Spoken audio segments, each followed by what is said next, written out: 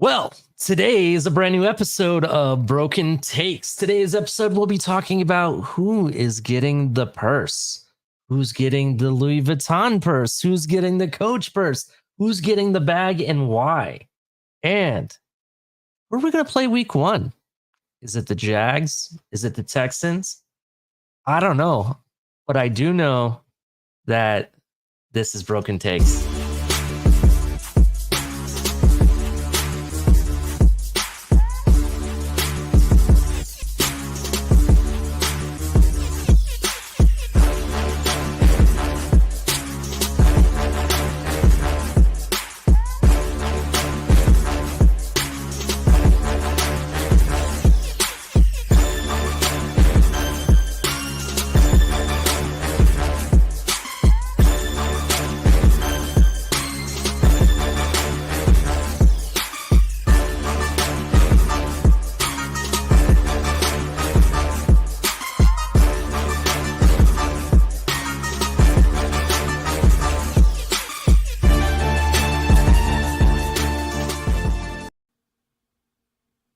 New seasons, new gear. Show the world what it means to be a fan in 100% authentic gear. Fanatics, officially licensed everything.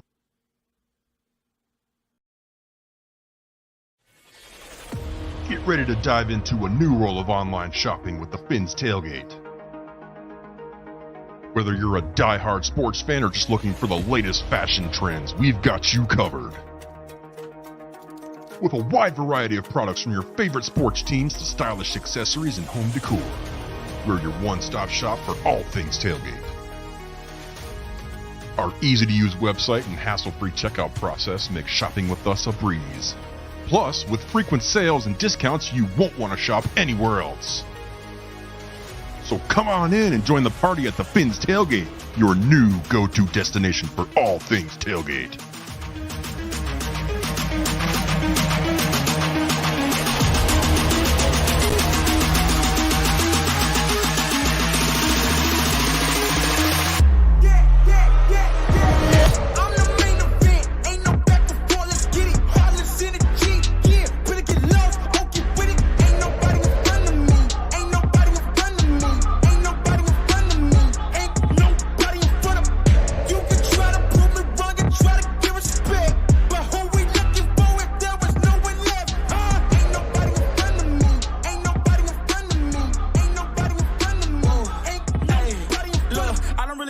Competition, but if you go against me, you the opposition. But if you want to look like you can close the distance, I'ma give it A forever since you're so persistent.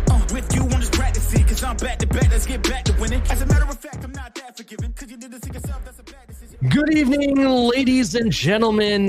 This is Broken Takes. I am your host, Ali the Persian, and welcome to a brand new episode. I got my boys in the back. I'll go ahead and bring them on. You got the man, the myth, the legend, Mr. El Capitan in the flesh. And then we got the man who brings the financials, crypto. What is going on, gentlemen? What's happening? What is happening? Things are happening here on the Dolphins fan community side, as well as our team. We're going to get into it, but before we do so, there's some news going on. Dolphins are nonstop signing people, right? Signed another person today, lo and behold, and we signed defensive tackle Mario Kendricks, signed a 3-year deal with the Miami Dolphins after spending a rookie minicamp with the team. His agent, David Haas, tells ML Football. So he also attended the Chiefs camp. So again, the Miami Dolphins are signing tons of defensive tackles. They are determined to find an answer or maybe some diamond in the rough, if you'll say, with all these defensive tackles that we've brought in this offseason. What do you think, Mr. El Capitan? Well, I would say a couple things. We went over all of these tryout guys. This was the only defensive lineman that they brought in. And it wasn't, I'm not saying ML Football got it wrong there, because those guys at ML Football, great guy, on top of his stuff. Love the guy. He visited there but he chose to come to the Dolphins mini camp. He didn't go to both. So it's a little misquote there a little bit. Right now I'm batting 3 for 3. What did I say? The 3 guys I think from the practice, the tryout squad and the UDFAs that have the best chance to make the team are in the positions of safety, interior D-line, interior offensive line. And the 3 guys they got and called up from tryouts were all 3 of those positions. Now, I get it. These guys haven't made the 53, and don't let him signing a 3-year deal confuse people. I'm sure there's guarantees in there, but not too dissimilar to what the UDFAs have signed, and that the Dolphins added what the UDFAs get. But here's the real kicker, right? With all 3 of these guys, the reason the Dolphins signed them is because those are 3 of the positions that are at the top of my list that they need. So those 3 dudes that now got on the practice squad, well, we'll call it the practice squad for now until they start doing 90 and then 53-man roster cuts. They have they're in the best position to get on the 53 because it's those positions that the Dolphins are looking for talent. They're looking for safety help. They're looking for interior line help, and they're looking for defensive tackle help. And I would say this, if any of those guys ever were to catch this, right?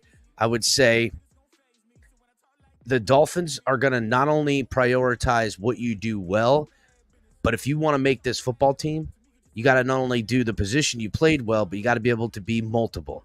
That means if you're playing defensive tackle, you got to be able to play inside, outside in the gap scheme.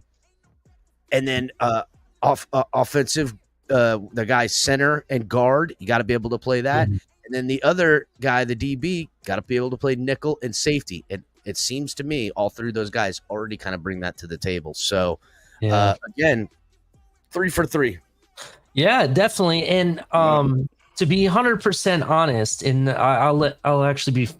I apologize, Crypto. I know you were probably going to say something, but I just want to say this real quick. I think that the Miami Dolphins are not letting any stone unturned when trying to build this roster. And what I mean by that is, look at all the different defensive tackles we brought in.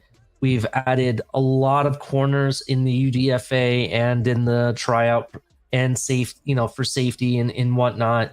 And I honestly think that just because we brought all these people doesn't mean after June 2nd that that we may not, it doesn't mean we're not going to sign anybody. There could be somebody that gets, let go from another team, or maybe there's another trade in the works. There could be a lot of different things that happen all the way going into training camp. It's not our bringing in players to possibly make the 53, in my opinion, isn't over, if that makes sense. You know what I mean? I think we're still going to be adding and dropping players as we get all the way. I would say it signals training camp. Yeah, I would say it signals another thing too. And then I want to hear what Crypto's got. I know he's got one in the chamber, and somebody's backstage that I think we should bring up after Crypto's take, Ali. This is going to be nice. But I would say this, right? Dolphin fans really worried about the offensive line.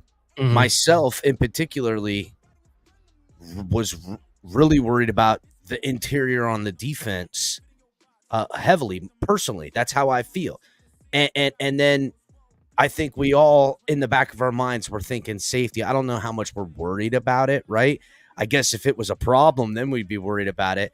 But this signals to me that the Dolphins, not only with just offensive line, they believe in their development, but they also believe in their development with the interior D-line, and obviously believe in their development with the safety position, because that's the route in which they took. And it's not like they're not getting some money, which they could add talent after 53-man roster cuts. They'll have money left over after June 1st, and that still is a possibility. But between now and then, they're betting on their developmental programs in those position groups, apparently.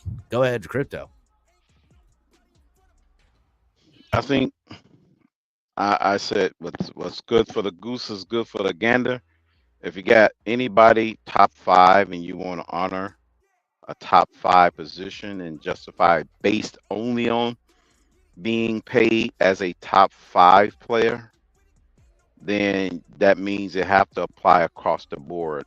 If you're basing it only on top that play level, if you're going to say, well, we got to this guy's top 5 in this position, so we must pay him accordingly, then that should apply across all the positions. Then if you got playing top 5, or pay them somewhere in that, in the realm of the top 5, and then say, hey, we're going to I got to be to honest, try to make Crypto, it I am work. completely lost right now with the top 5 talk. Yeah. What are you talking about? I'm talking about we talking about Holland getting the bag. And I was told he was a top 5 player. I That's what I was told.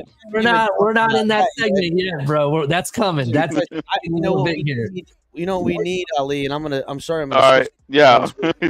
We're gonna need a crypto one of these or one of these right here. That's what we're gonna need. We're gonna need I know. I've been taking too much of that one. Yeah. Yeah. That Lando Takes has been in my bulletproof coffee. I've been using it. Yeah, bulletproof coffee, huh?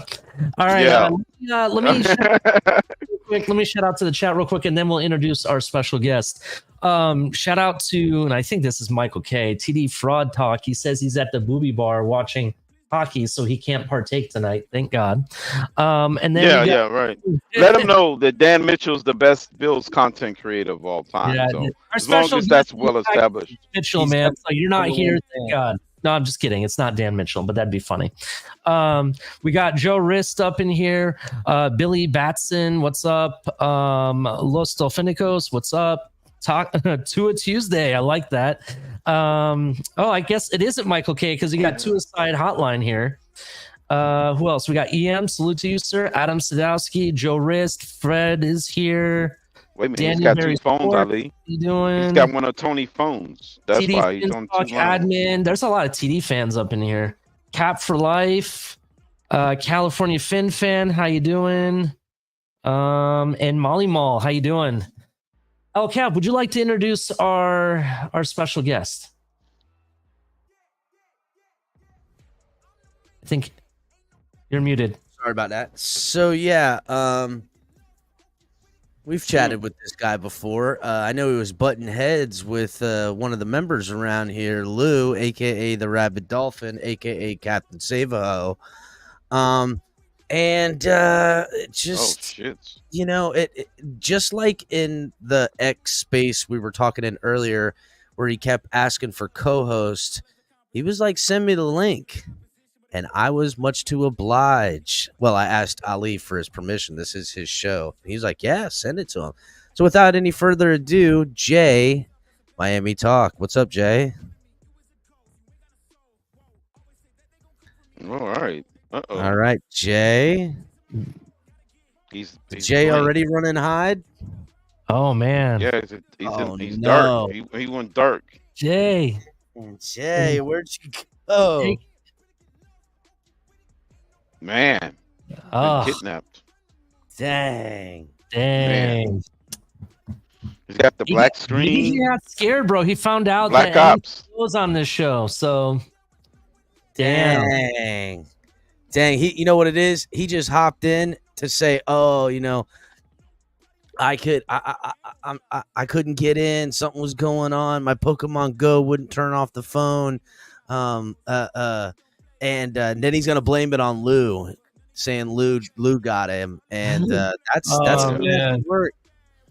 Lou in the back with the mute button down. He has the mute down on him whole time. Lou's backstage holding down the mute button. Good call, yeah. Oh man, that's crazy, dude. That's crazy. Man. What a shame. Jay shows up but doesn't really show up. Right. And you know what? He's incognito. Sounds about right. And that's crazy, Jay. I thought you were better than that, buddy. I thought you were better than that. He went ghost. He went incognito on us. Oh, Not damn. Richie. But he's incognito. That sucks. I'm texting Damn, Jay. right now.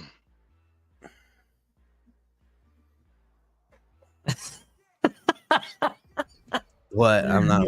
JR Black, yo, El Cap, you're a real one, fam. I'm Reality on X. Glad you did not get all emotional, even though you are a grade A drama king seeker. I will be on your neck though. Salute. Keep up the great. I always kind of wondered if it was JR. Damn. Oh, I didn't man. know for sure if it was JR or not, but I get the cadences on there. I know exactly who he's talking. He's always coming at me on some stuff. Sitting here making up lies and stories, Damn, telling lost Nick us Hicks phoneticals. that I'm some kind of toxicity in the fan base out here, speaking lies on his girlfriend CB84 or whatever the hell it is, TD83. So I don't know. Jay, take yourself off mute and talk to us, man. Jay, can say something. He's off mute. Well, Damn. The radio's on, but nobody's broadcasting. Yeah, maybe he'll come back. All right. he'll get ladies and that gentlemen, link. So, what else can we talk about? I know everyone wants to talk about the purse. We'll definitely talk about that. One thing that was kind of interesting today. Yeah. Actually, two other things, but we'll bring them up. Oh, is this him? Maybe. There he is. He's got that Skylar now Thompson got icon. Jay. Yo, can you hear me? Oh, we man, can hear you definitely. now. Finally can hear you, bro. my bad, bro. I don't know what was going on. Like, I was like talking to you guys, and then all of a sudden, it's like you guys are like, "Yo, talk," and I'm like, "Yo, I'm talking," and I'm like, "All right, let me come back, man." Jesus, That's Right. Lou getting you again with the dude, virus. I'm telling you. No, man, I had to go. I was trying to I got up here, and then as soon as I got up here, the baby started screaming. I'm like, as soon as I get up on, the little man wants to go insane. I'm like, all right, let me grab him. And then I came back and I was like, oh shit, my mic is on. I was like, did they hear this baby screaming his damn head off this whole time? But then you guys said you couldn't hear me, so I was like, okay, bet. Say less. Look at that. Look, it all worked out in the end. Oh man. All right. So what did I miss, man? Catch me up. What are we what's up, Ollie? What's up, Crypto? What's up? So I'd like to What's welcome you happening? to Broken Takes. Broken Takes is really for anybody to really say whatever the fuck they want to say. Anything goes. The crazier the take, the better. We'll debate it. We'll debate boy. you on it, but that it's free to say what you want. We talked about defensive tackle signing Mario Kendricks. We talked about that. That was kind of interesting, and how the team seems to be really adding in a lot of players at certain positional groups to really try to find, those gems, those sleeper players. If You you can want be honest, Ali. Be honest. You mean Miami's trying their hardest to figure out how they're going to replace Christian Wilkins with a lot of bodies. Yeah, that could be it. We definitely need defensive tackles, so I definitely agree with that. But I don't think, and this is where I hesitate just saying they're trying to find somebody specifically out of the UDFAs and tryouts. They could be waiting to sign somebody that they know that's going to be released after June 2nd, or when money becomes available. Maybe there's somebody out there, possibly. Who knows? There's that is true. The only thing is, like, for me with the community, the only thing, I mean, I love Christian Wilkins. I just don't like how as soon as he walked, the fan base kind of turned on this man, and then all of a sudden making it seem as if, Zach Seiler was, which no disrespect to Seiler. I think he's an awesome player, but like Christian Wilkins had a lot to do with that defensive line of guys getting free, because obviously the attention. I mean, Wilkins played, almost as if he was Ndamukong Suh. Like, he was, I'm not going to say dirty. I don't want to say dirty player, but he knew how to ruffle the feathers of quarterbacks. Like, he was good at pissing off quarterbacks with the little things that he was doing. You know what I'm saying? And when he walked, it's like, oh, we don't even need him. Like, I get the money part. Everybody needs to get paid. Of course, it's a business. You know what I'm saying? But like, you can't pretend how valuable Christian Wilkins was to the Miami Dolphins defensive line, especially when, Phillips is down, you have Bradley Chubb's down, and you have Zach, you had Wilkins, and even though he walked, which I'm not a big fan of it. What's his name? I'm like blanked out. Who went to? Why am I brain dead right now? Raekwon Davis? No, not Davis. Why am I? Hunt? No, it's with fucking white dude. long hair, don't care.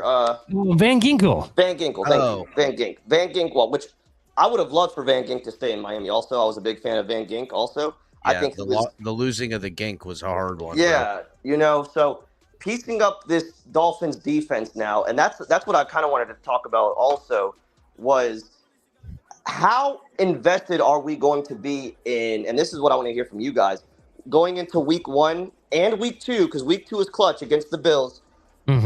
Seeing Kamara and seeing Chop get in there, because I do feel like they're going to get in there fast. I think the Miami Dolphins already have plans for them. They're not going to be, waiting out after preseason. I think they're going to be starters pretty quick, because you kind of need guys to, Jalen Phillips and Bradley Chubb. You need somebody to come in and do the fucking dirty work. Let's not forget Shaq Barrett's there too. You need them. You're definitely gonna need them to be starters. I'm not saying Get them Shaq, worked in right there, out of my by the mouth, end of the season, they're gonna need it. Hold on, real quick, and I'm gonna bring up the next guest here in a second. But let's not forget about Shaq Barrett. Shaq Barrett may be older. He may not be the sexy name that people want to hear when you hear about edge players and stuff. But he's formidable. I think the guy can hold his own and deliver at least the median of what we need in those games and in those moments. And I'm going to bring up Color. What's going on, Color? Welcome to the show. Good morning. Good evening, everybody. Good evening. So what do you I'm sorry, I don't mean to interrupt you, Color, but I'm kind of excited that Jay's here. Jay, tell me, what do you think of Shaq Barrett? Since you didn't mention him in their plans. I didn't. I don't. Shaq Barrett gives me Jason Pierre-Paul vibes. You're bringing in a guy that does have the experience. No, obviously, but how much gas is left in the tank? Like, I get it, you can come off the bench, but what's the word? How useful can you be for the Miami Dolphins is where I have a lot of question marks. Now, I get it, coming off the bench, cool, but how useful can Shaq be, being that he's no longer the Shaq Barrett that a lot of people are used to? So it kind of, like I said, it kind of gives me the Jason Pierre-Paul vibes. And no disrespect to him, but that's what I think of bringing him. Like, at the end of the season, we saw Justin Houston, we saw Miami just panic attack and just start signing random guys to be ready for the Kansas City Chiefs, and that's like a signing that I would be like, okay, well, Justin Houston, that's almost, I feel like, equivalent to Shaq Barrett. So here's what I would say on the Shaq Barrett thing, right? Placeholder, dog. That's it. The gap filler for where your real starters come in Jalen Phillips and Chubb, and then your future for one of those two guys, more likely than not Chubb, to be his replacement in Chop Robinson, and the wild card with the Mo Kamara. That's what they've done. They've given themselves enough. They've taken enough of what potentially could work out for them to get through the beginning quarter of this season. Let me ask you this. Can you say that Shaq Barrett could be an okay mentor to mentor those two young guys until Chubbs and Phillips get back? So I would say this, right? What Shaq Barrett has done well, what I liked about him coming out of college. Yes, he was good at rushing the passer and stuff, but he was really good at holding his blocks and keying down the line in the run game, right? And he, in his latter part of his career, after he was getting the big sack numbers, that's what he leaned on, his bread and butter. And to me, for Chop Robinson to be a top defensive end outside linebacker in the NFL, he has the speed. He has, some of the intangibles you'd like. I don't know about the strength because, to be honest with you, his limited snaps and the fact that he didn't do the 225 bench press to show his numbers, I don't really know. So I can't say on that. You know why he didn't do it?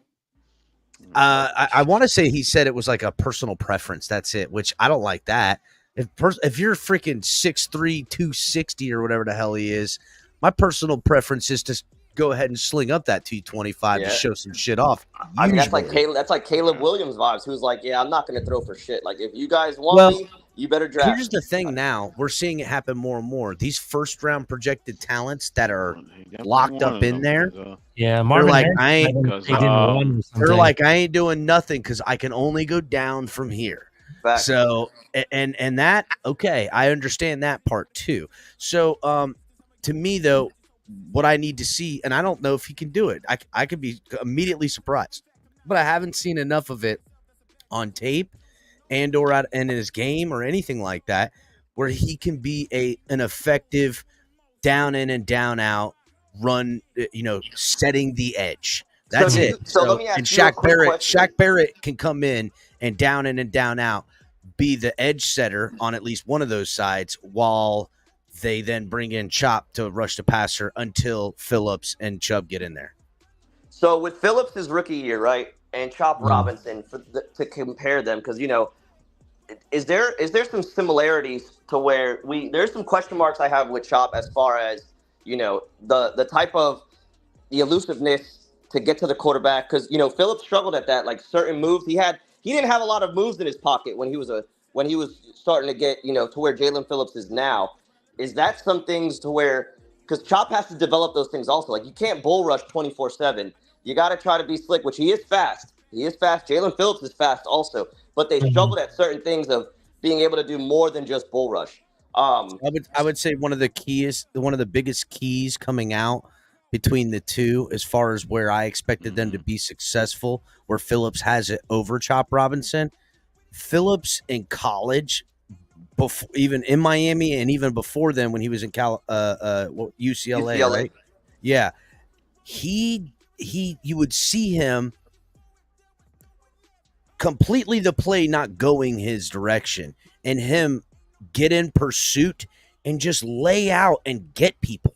And I haven't seen that from Chop, right? Where he's in a broke down, gap where the run went the other way, he's getting them.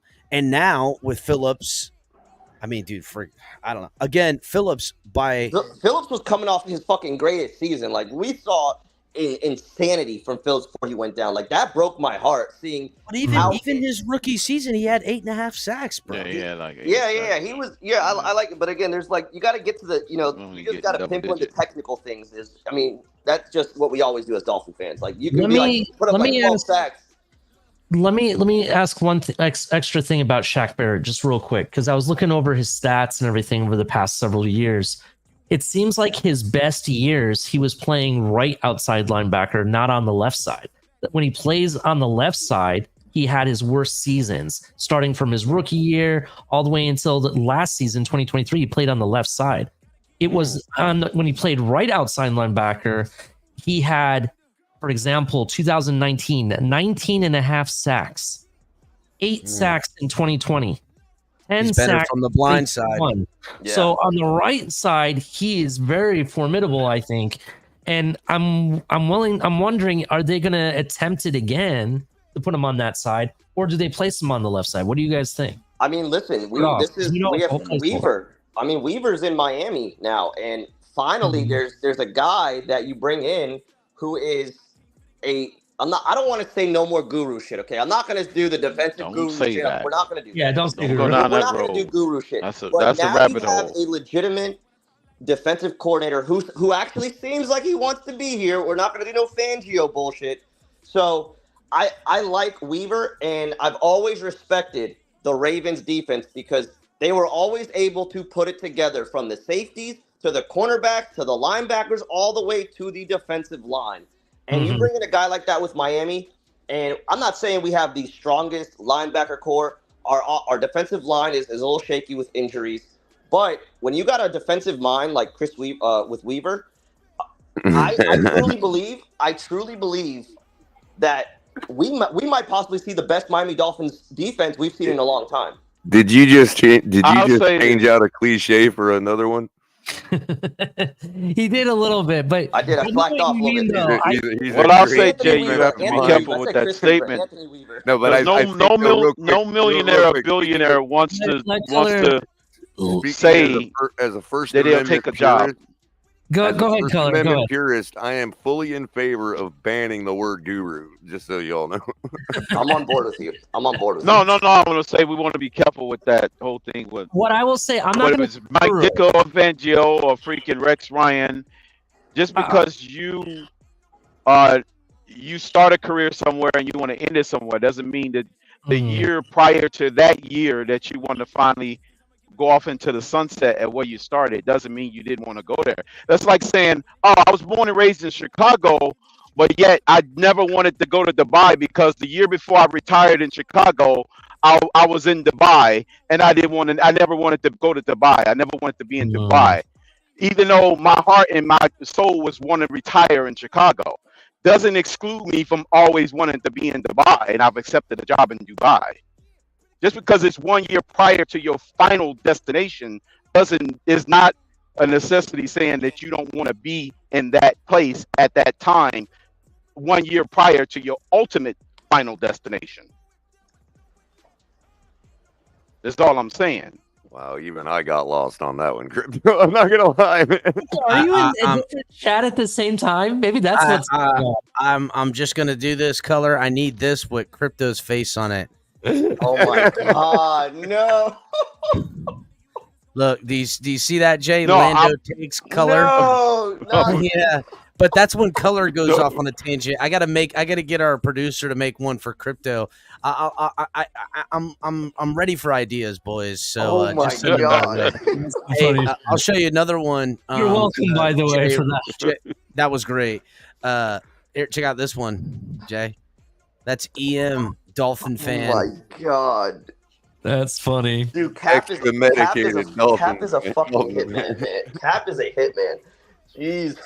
Damn.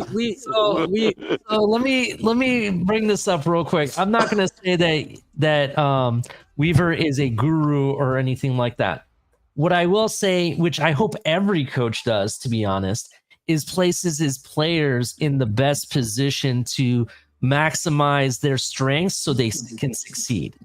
That's what I'll say. And for me, I do like what the Ravens do. It doesn't matter who they bring in. They seem to know how to put the right group of players together on the defensive side every time. That's what they do. And I hope that's kind of why we're bringing in all these defensive tackles and linemen and different position groups, so we can find those groups of players, because that's one thing that I think the defense, and let alone sometimes on the offense, not so much the last 2 years, but I would say the defensive side, we haven't had good rotational groups where we can take out players and put fresh one in, depending on what down ran or whatever. You know what I mean? We don't have good rotation, in my opinion. And that's something I think the Miami Dolphins need to develop. Players that can come in. They're not necessarily the starters, but they're the rotational players that can come in and keep the defense fresh when they need to. That's where I'm at. I agree 100% with you, Ali. Like we've slacked at adding depth players, especially again, like you said, you're tired out. Instead of running your starters into the ground, you can swap them out. Like, and they could still be an impact. You know what I'm saying? Mm-hmm. And we haven't really had that. We just run our starters straight into the ground, and they're exhausted by the fourth quarter. That's when teams take over on the defense. Like they're out of breath. They're getting smoked. You know, so I mean, I don't want to bring up games because I'll still cry myself to sleep talking about the fucking Titans game. But I mean, geez, man. I mean, to be 100% honest, that's kind of why we needed in. I know some people may disagree with this take, but I don't care. This is Broken Takes. I say what the fuck I want, to be honest. Talk to him, Ali. Talk to him. The wide receiver room outside of Tyreek and Jalen Waddle, the past 2 years, I kind of think it's been missing proper depth. Yeah, we've had Berrios. Yeah, we had River Craycraft, which I love because of his hands and all the little things that he does that none of the other wide receivers do consistently. Even Tyreek will tell you that's why he was his number one pick in last year's training camp, to be honest.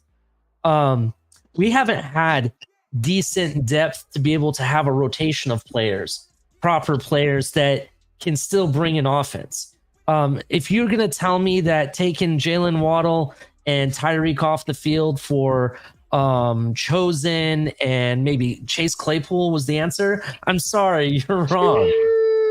Hey, no way. That's not depth rotation at all. And I think that's a reason they may have doubled down on wide receiver. They're trying to start to build depth rotation into the offense to keep it fresh. Another reason why you double down on bringing another running back, Jalen Wright. So, I mean, let alone it makes sense for the future, because I honestly think Raheem Mostert might be his last year, or maybe next year might be his last year. I get that. But I still think you need rotational depth on both sides of the ball. So I kind of like what they're doing. Now we still need to pump the brakes a little bit to see what it turns out to be. Yeah. But I like the idea. So yeah, no, you make a good point with the wide receiver room as well, because we need to see how this offense cannot turn into ice when Tyreek Hill is off the field, and all of a sudden, like you said, you have a Chase Claypool out there, you have a Chosen Anderson out there. It's like, I mean, I get the names were kind of, even when we got Chosen, I was still like, okay, well, you got a wide receiver fucking 8. I mean, no disrespect again, but like that's a guy that's been jumping around teams. He hasn't produced, and you know, you got him here. Cedric Wilson, I thought Cedric Wilson could have been an impact player for the Dolphins when we got him from the Cowboys. And I don't know if that was supposed to be a legitimate number 2 before we went hunting for Tyreek at the last minute. yeah. And I don't know if he wasn't utilized right, whatever the case might be. You know, that was pretty much a waste because he's no longer with Miami. So now you have a wide receiver room that has Jalen Waddle, you have Tyreek Hill, and I mean, after I say those 2 names, who else is there? OBJ? Don't forget OBJ. Well, to be seen. Let's you know, I know there's a lot of the fanboying. The jury's still out on OBJ. No. Again, let's be real though. Hold on, Jay. Not Just getting hold on the for me one Giants second. version. Hold on, Crypto. Hold on 1 second. Let's just be real. What sounds scarier to you? Chosen Anderson and Chase Claypool, or OBJ and Malik Washington? I think that sounds scarier Chase than Claypool sounds scary. Chase Claypool and Chosen. I disagree. I mean, if I was playing Madden, I think I would have a lit ass team. You know, like I said, to be seen with OBJ. Listen, OBJ's dope, man. It's an awesome name to have in Miami. We're again selling fucking tickets. It's gonna be a show. You know, productivity wise, how much can OBJ give us? He struggles with being healthy, and now you're in Miami, buddy. It's hot. It's hot as hell. Well, Jay, I'll use the Florida analogy. It might not be the oranges. It may be those new green oranges that's got that new disease. That's probably what it is. He's probably the green oranges. That's what it is. He was born and raised in Louisiana. He's perfectly fine with the heat. Yeah, he's perfectly fine with the heat. I'm not worried about that. But listen, we're not asking OBJ to be the starter, number 1 go-to guy. Then it would be concerning because of his health injuries, right? But if I add as a number 3 role and he understands that, I still think he has a lot to provide, bro. Third down, I don't have to worry about it because he has sure hands. This is no Sean Marino all over again. No Sean Marino. Are you serious? Damn. Yes. You brought him up. I hate to be the bearer of bad news. Wow. I mean, damn. Could have been worse. So you're telling me he's going to have like 5 quarters of really good Dolphin football over this season? Is that what you're saying, Crypto? Jeez. I don't know what it equates to, but I'm getting that intuition that it's no Sean Marino. Man. And just to run with the topic for a second. Sure. How heartbreaking for No Sean Marino. He came in here, it looked like he was good. He gave it 100. He gave it so much of his effort that his legs just exploded. Like at least that can be commended, right? Damn. So you think what part of OBJ's exploding, Crypto? Please don't tell me it's his hands. Don't even jinx it. Don't even jinx it. I'm not gonna put it in the atmosphere as of now, but that intuition. You just said he's gonna be No Sean Marino. What the fuck? Damn, dude. That's nasty work. Now we can't get OBJ on here to interview, man. Damn. Crypto fucking That's set really the house a on broken fire. take. Jesus. I was trying to be gentle. I was trying. Oh my that's another guy God. I forgot about Arian Foster. Holy crap. Oh my God. Damn. Look. Oh yeah, that's another one. Forgot about Arian Foster. God. Damn. Hey, that's a good point. He gave though, us a productive years. But that's a good point, though. Arian Foster, when he came to Miami, it's the same hype that we're getting with OBJ. It is the same hype at the moment. Again, it's almost the same level. It is. It honestly is. Foster was good. He was doing good in Tennessee. My point was, we're not asking him to be Tyreek Hill here. We're asking him to be OBJ. But Ollie, you got to remember that this 8-hour coffee going to have to step up though. If Tyreek Hill's off the field from getting 1,000 fucking touches, OBJ is gonna have to become that 1 or 2. Like he is. Miami Dolphins. Tyreek Hill, bro. You've seen it all season. There's a lot of times, even in clutch moments, where Tyreek Hill has stepped off the field. And then who's your wide receiver room at? Now OBJ has to be somebody that has to go against CB1, CB2. Now I will say, again, I will say this though. This is where I'm going to get positive. Because if Tua Tagovailoa has upgraded this season to where he is finally able to go through his reads and to get to OBJ, OBJ should be cooking these backup cornerbacks if they're on him. While Tyreek Hill and Jalen Waddle are taking their best cornerbacks on defenses, OBJ should have no problem of getting open, but I just need to make sure that Tua Tagovailoa can find him instead of forcing the ball to Tyreek Hill and Waddle for no absolute reason. If OBJ is getting open and smoking these guys. Yeah, see, this is I like the OBJ factor, not Maybe just the that, coordinators play but jiu-jitsu. also third down and red zones. The guy has some of the best hands. Still, even with the injuries, the guy has good hands. That's what I'm all about. You can ask Color. Color and I are really down to a T. That's kind of why we like River Craycraft, because the guy has solid hands. That's why. It's not the speed or anything like that does it for us. It's that when I throw it to him, I know that he has the highest percentage to catch it, as long as it's not some crazy throw by me. That's horrible, obviously, but. You know what I'm saying? I do. And shout out to Crypto in the chat for not, bringing up Will Fuller versus OBJ and calling him a Will Fuller for Miami. So at least Crypto didn't go that far. Oh, that's true. Yeah, I didn't. Shit. We do have a Fuller on the Fuller had a strategic plan. That's the thing. That man fucking, he hooked that workman's comp on Miami's ass. Damn. Yeah, he knew the system. He knew how to work it. He worked the system to perfection. Yeah. So this is a question for the wide receiver room. So which Washington stays on the 53 and who doesn't make the 53? I'm going to say both make the 53. That's my prediction. Both Washington. I'm starting to lean that way now, yeah. And I'll tell you why. I think this new kickoff rule thing I was about to bring it up. How the back end of wide receiver rooms look. That's why I'm saying. I was about to finally say, will we finally have a legitimate kick returner / punt returner?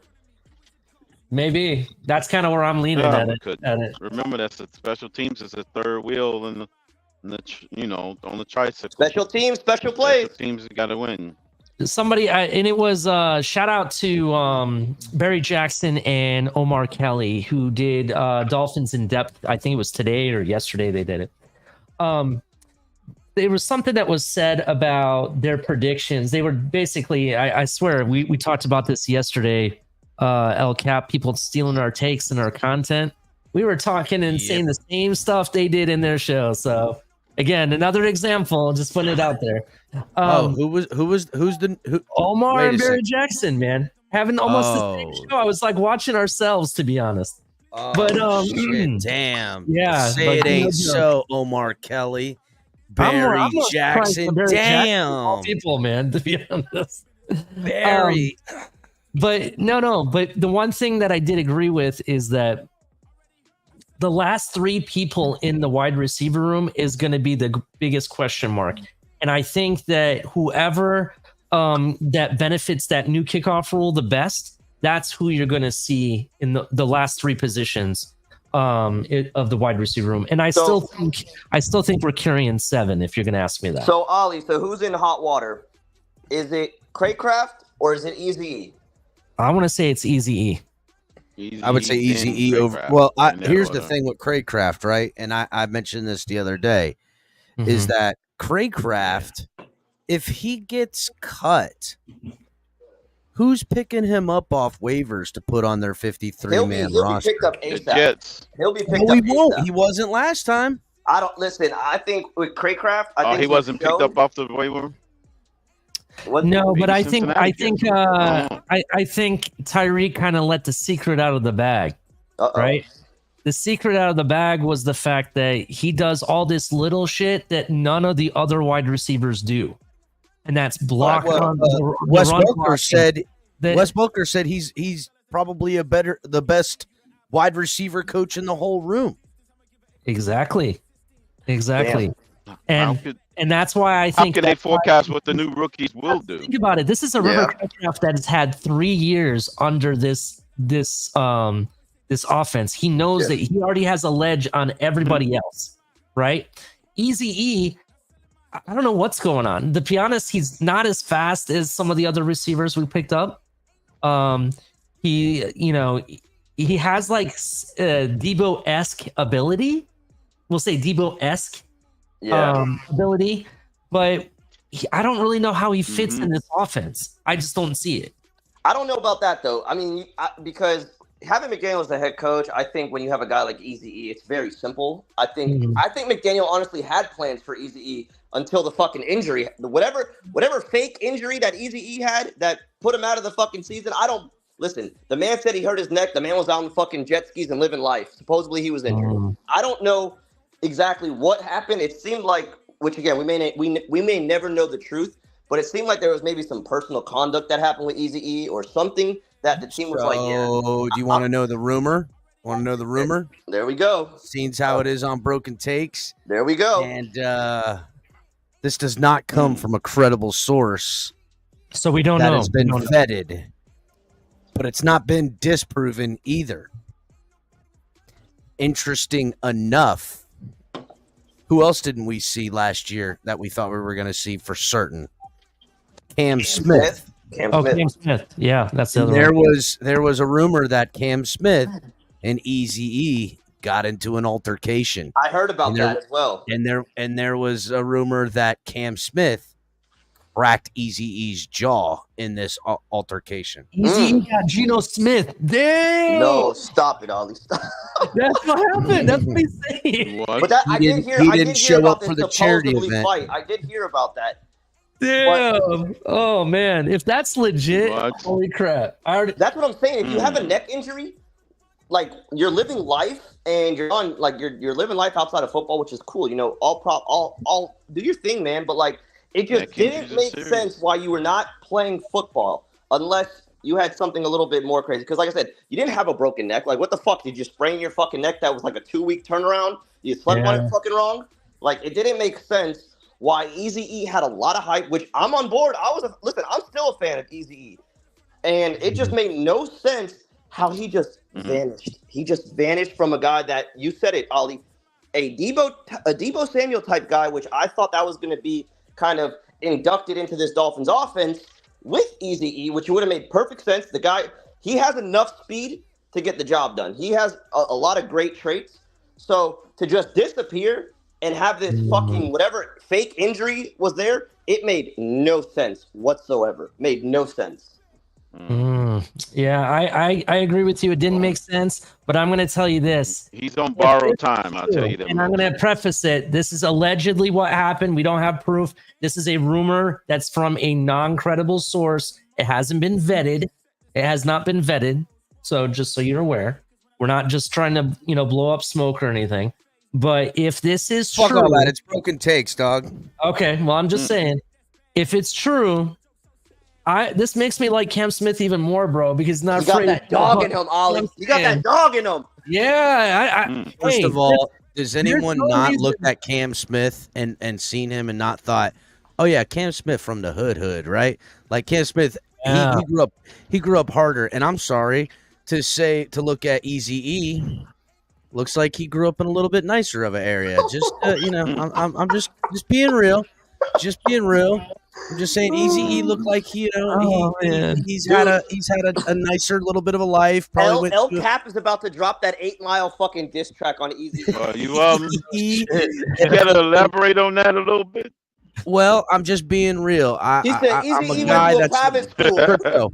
Crypto, I've walked all different walks of life, and I've been in all different types of neighborhoods, and There's a certain neighborhood Eazy-E ain't going to, and that certain neighborhood is where Cam Smith lives. That's all I'm going to say.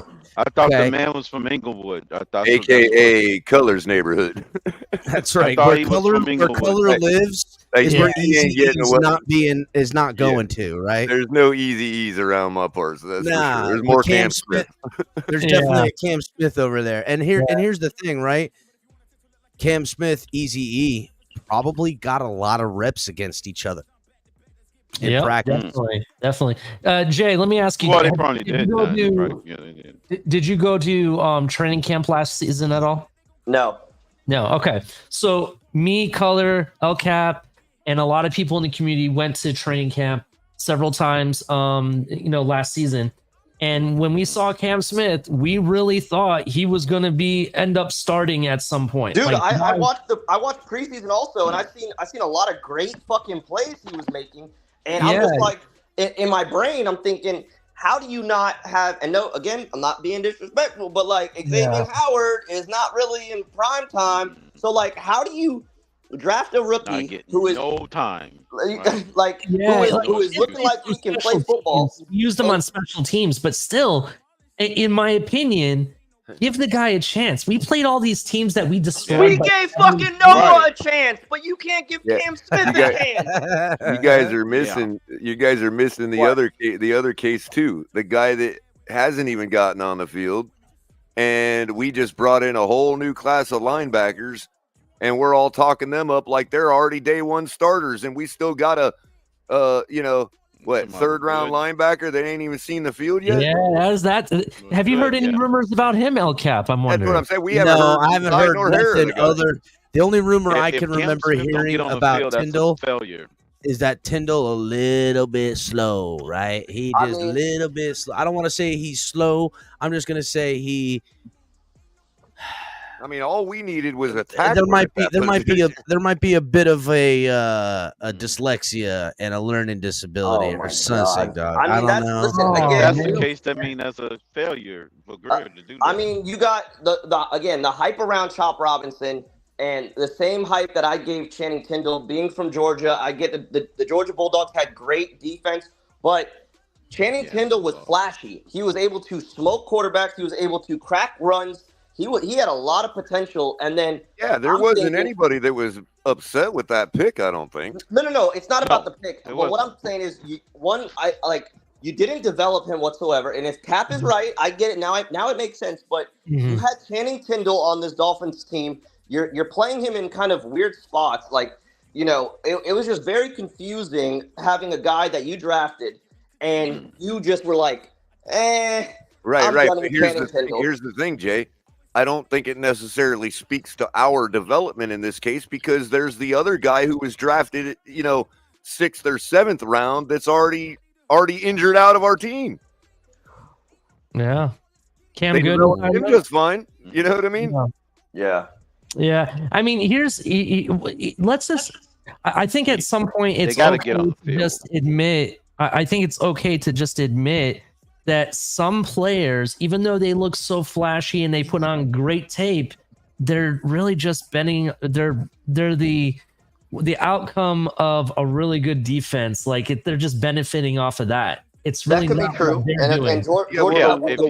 The one point that was made back when we got Tyndall for everybody to say, hey, pump the brakes, was there was 3 linebackers that came out of Georgia that year. Exactly. And we were all just assuming they were all equally good, when it really was somebody had said, hey, that guy's been pulled up by the other 2, or the fact that they're Georgia. You know what I mean? I mean, you had fucking collectively as a unit, Nolan Smith, you had fucking you had a lot of the other 2 in that class was Jordan. One of them went to Philadelphia. Yeah, that was, and the other went to Green Bay. Jordan something. No, Jordan. It was the Kobe Dean and Nolan Smith. Nolan Smith they got lucky on 2 of them, actually. Philly they had a lot of guys on that defense that were really good. Quay Walker and the Kobe Dean were the other 2. Yeah. Yeah, Quay Walker's already, seeing playoff time and shit. Yeah, you know what I mean? There's a guy that we signed as an undrafted rookie that may be that type of guy where he benefits off of, other players around him, right? I'm hoping not, because supposedly he was a guy that everyone expected to be drafted and he wasn't, and we signed him, and that's Grayson Murphy. I'm hoping what I'm hearing from people that he does similar things to Leatu Latu, but he's not necessarily as dominating as he is. But I hope he's not. I don't. How do I say this?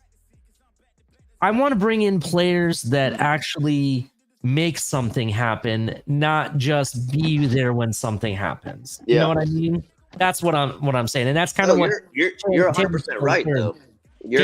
Does. Look where this team is at. Like it. I mean, it screams out like this is a Miami Dolphin win now team. Like people that you draft.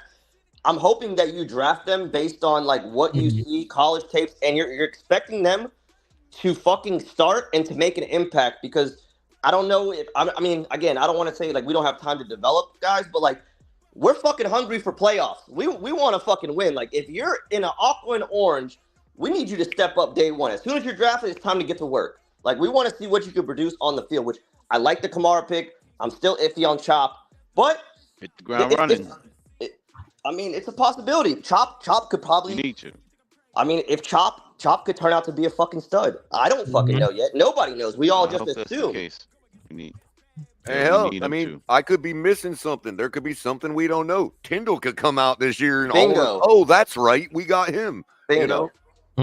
I just think it's odd that we haven't. I just hope Cam Smith sees the light of day. If he don't, then Greer needs to get fired. No, yeah, Cam Smith's got to fucking play. He's got to play this season. 100%. We can't just let these players sit on the bench and not know what we have, right? We can't be drafting and stashing. We ain't got no same boat. Like really, going to the Wolves and end up becoming a diamond. You know what I'm saying? You let Noah line up as a starting cornerback. If you can't let Cam Smith fucking play, burn the whole fucking organization. Period. I mean, there's no fucking excuses. That is complete wow. Hey, but you know what, though, Jay, in fairness, everybody tells me the same thing when it comes to some other positions. Look, he can't beat him out. He couldn't even beat that guy out. You know, we've heard that plenty of times. So-and-so couldn't even beat out Teddy Bridgewater. You know what I mean? Like, hey, right. If Cam Smith can't beat out Noah, then he can't beat out Noah. You know what I mean?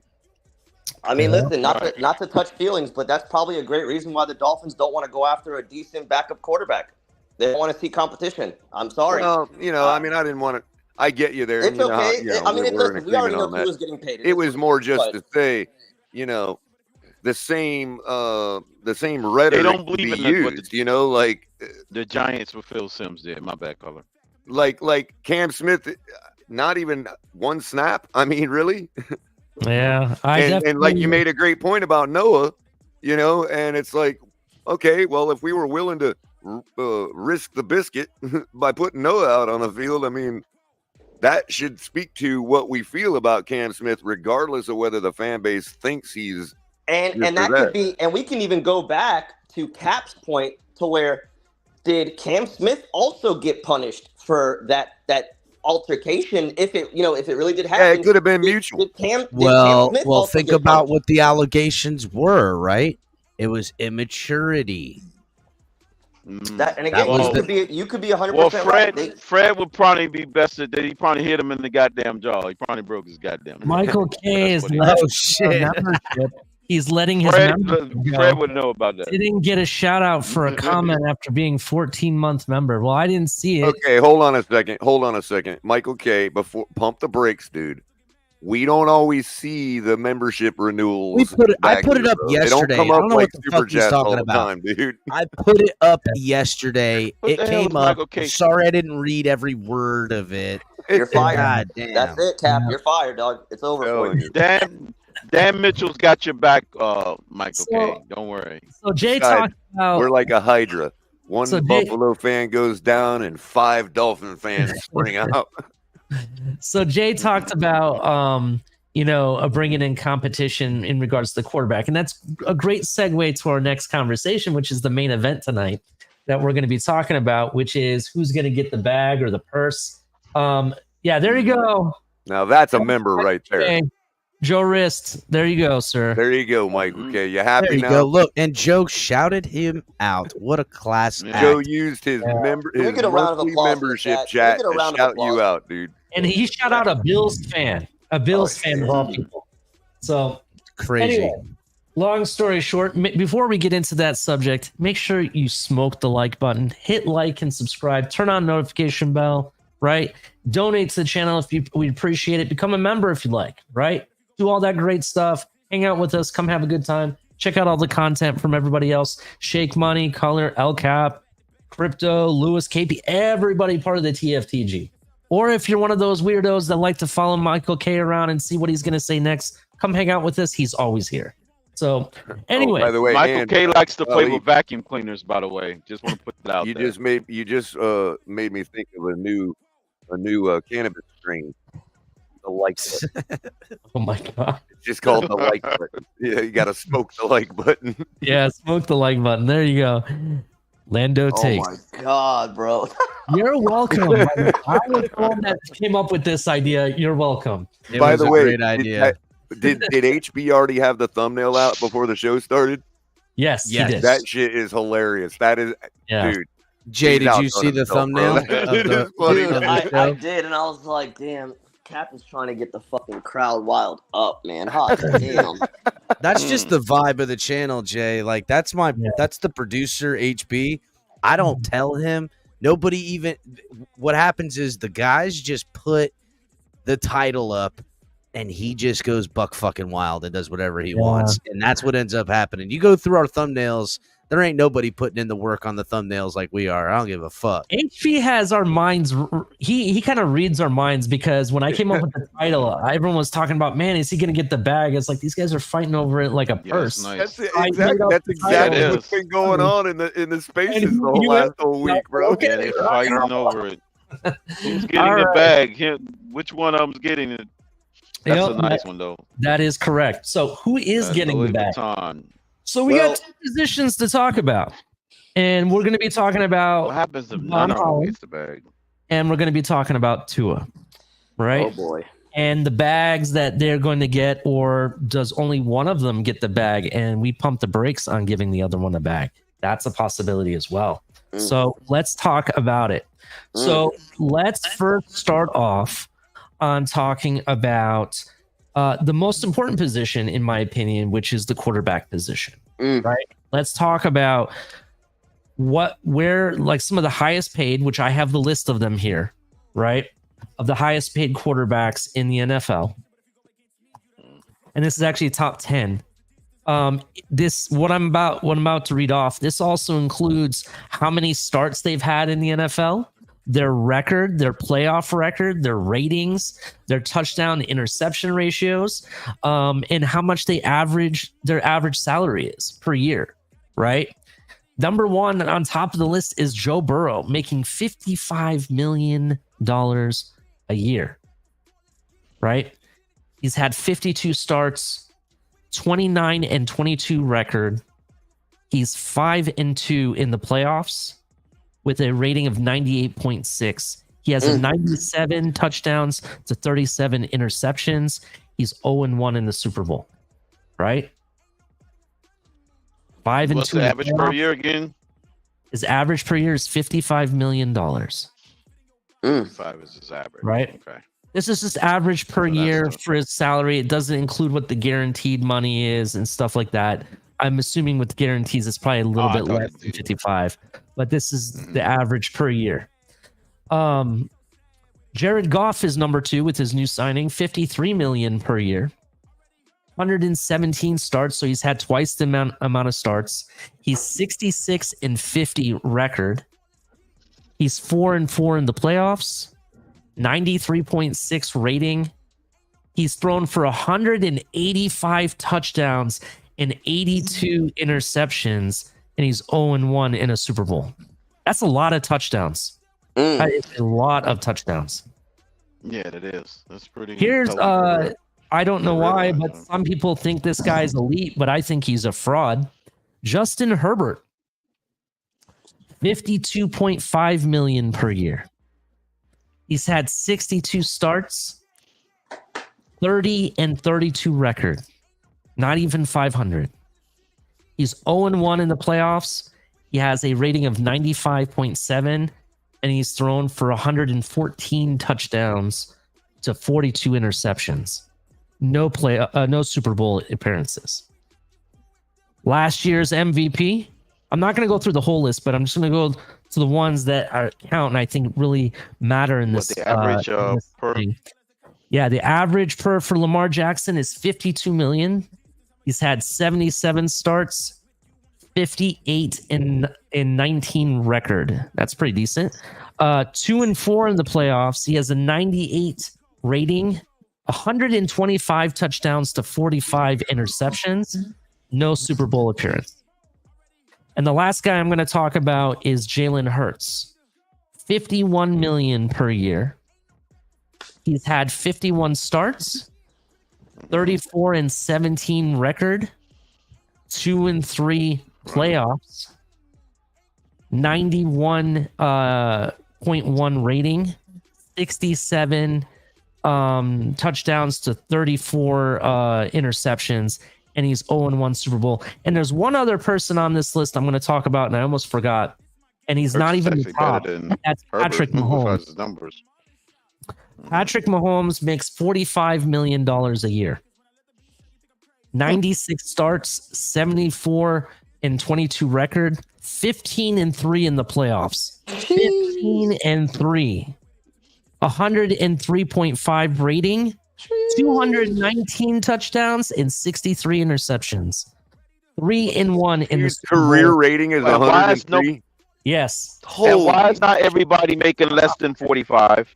Talk to him, Crypto. Yeah, what is your opinion, Crypto? I want to know. Talk to him, Crypto.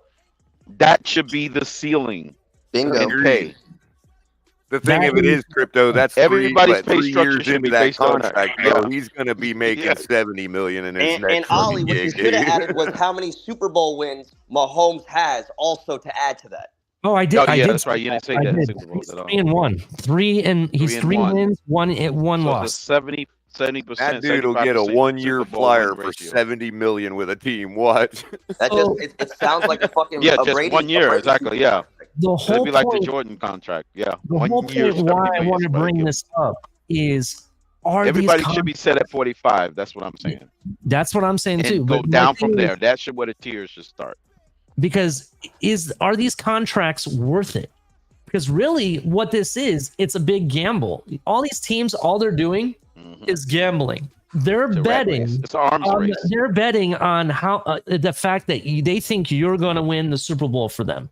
Right now, the only one that's paying is Patrick Mahomes. Facts. Patrick Mahomes, and it almost makes sense why they did it. You think about it; it was kind of genius. They signed him to a 10-year, $450 million deal. $45 million on average. 10 years, right? That's working out for them. And think about this. Because they went ahead and did that, there's no more of this renegotiating or hassle. Nope. There's no more of this, oh my God, the market went up, I have to pay him more. You know what I mean? Yep. Straight focus on football. Straight focus on football. Exactly. Football now. I mean, hell, didn't Deshaun Watson get a fucking bag from the Browns too? Deshaun? Yes, he is on this top 10 list, but I didn't want to go that like 30-something a year. He got $46 million a year. It's fully guaranteed, the whole thing that he got. Speaking of paying on projection, while I would agree, and that was a good projection, damn. You know what I mean? The guy hasn't even, what's he put in 10 games since they signed that contract? You know, and he's 10 games into the 5 games contract. 5-year contract. We're talking about ratings, right? Still got 3 full seasons to play it out. Do you know who has the second highest rating on the top 10 highest paid quarterback list? Number 1 is Mahomes, hands down. Do you know who's number 2? Jared Goff. Nope, and it's not Lamar Jackson either. Huh? It's Deshaun Watson. Deshaun Watson's rating is 100.8. He was only 3 points even off. With the mediocre play in so far in Cleveland, he still managed. That ought to tell you that how good he was. And the other, Cleveland. The other so thing they basically too playing on what he did. Right, he's coming off. He's poised to be making a full run this year, and they're already 3 years through that contract. Mm-hmm. Yeah, this is the third year. I'm under the premise So that I they'll- think teams need to pay Yeah. their players based on what they did, not what they could do. 100%. I think Correct. when you do that too Correct. high, I Right, think it Ali. fires on you. You know what I'm And saying? you price yourself out when you do that. Well, Yeah. This is a put rat it this race. way with Deshaun, Right. right? And this is why, Right. back Based in on the what you day, did. I think it was TD that had said, "Hey, look, even if he goes to jail, the dude is like the guy. Like you would They wait would till pro- even after he right, got out of Colin. jail, and you'd be fine They going was with him, right?" projecting a long suspension. So now right? imagine if Anyways. he did go to. Yeah. Imagine you picked up his contract, right, and you paid him all that money, right, and he goes to jail, and he gets, let's say, a 2-year sentence, right? He's now coming out of jail, and you're already almost done paying him, and you've got a guy of his caliber 46 a year. free and yeah. clear, pretty much. You know what I mean? To build And he's around getting it. 46 a year, like Ali said. He's still only getting 46 a year. Right. Let me ask you at guys that rate, this. right? Let me ask It's you. crazy. Let me Yeah. ask you guys this real quick because I kind of want to go around the room and get everyone's temperature on this, right? I want to go around the room. I'm going to start off with Jay. I'll go to Crypto and then Color. There's 2 questions I have for you. Number 1, do you think giving Tua the bag is worth it? And how much? And the second question is, how much per year are you willing to give him? Perfect. Let's cook. I'm going to go with Crypto right off the rip. Mahomes sets the bar, right? When you go to apply for a job, you have to show the job your resume, right? Because you don't just hire anybody off the streets. You got to see what the fuck they've been doing. So you're Tua Tagovailoa. You've been in the league for 5 years, okay? You drafted in 2020, whatever the case may be. I don't care about the backstory with fucking Brian Flores. You can miss me with that bullshit. I want to see what you've done. You're asking which. Let's go with his agent. You want big time. Ali, you just said it. You want big time money. You want to be paid top 2 in the NFL. And 1, you haven't gotten Miami a fucking playoff win. And I'm not saying it's all on Tua, but quarterbacks are the essential to helping your football team get to it, because sometimes it has to be relied on you to take that extra step to get this team to the playoffs. We have seen him crack towards the end of the season consistently. And when I say consistently, that is probably one of the worst things you can say about a player. I don't care that you had a great start to the season. I don't even give a fuck if you're a passing leader in the NFL. I'm not here to fucking celebrate participation trophies. And it doesn't even matter that Good point, some of Jay. your other players could have Good point. done That's a something good that point. could have got you an extra win. And- Tua could have also. Tua and could this have. Tua is the guy with the ball in his hand. He's the one that's expected You know, and to, I'm not to do I'm that not gonna play. sit Like here if and you I'll- take, look, your war is supposed to go down when your quarterback comes out of the game. Our war stays the same.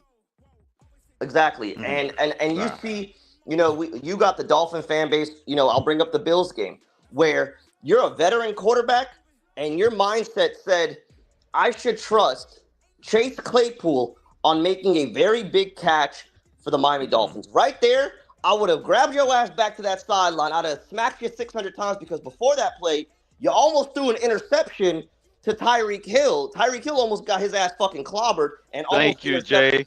So That's the reason that led to the Claypool thing. A lot of people lose sight of that. there was And They don't blood. realize Think Tyreek was about the- out because of the previous play. You know, the 50-50 ball And- to a shortest wide Think about- receiver on the team. Think about the Dallas game, right? We came down to we desperately needed a first down to continue to get into field goal range, right? And Tyreek Hill made that one play that was really awesome because, you know, he had basically double covered and still burned both the guys for, you know, 15, 20 yards or whatever. My point is, why was it like if you go back and watch the Hard Knocks for that game, right?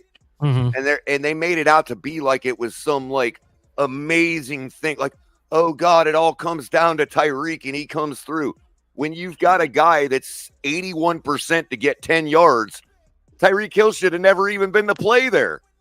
No, 100%. And if I'm not mistaken, that was what I can't 100% tell you, but what was the down? Was it first or second on the throw? Yeah, it was like 3rd and 10 or something. To Tyreek Hill? On the Claypool play on the Tyreek you're Hill talking one about was the a other one. first down play, yeah.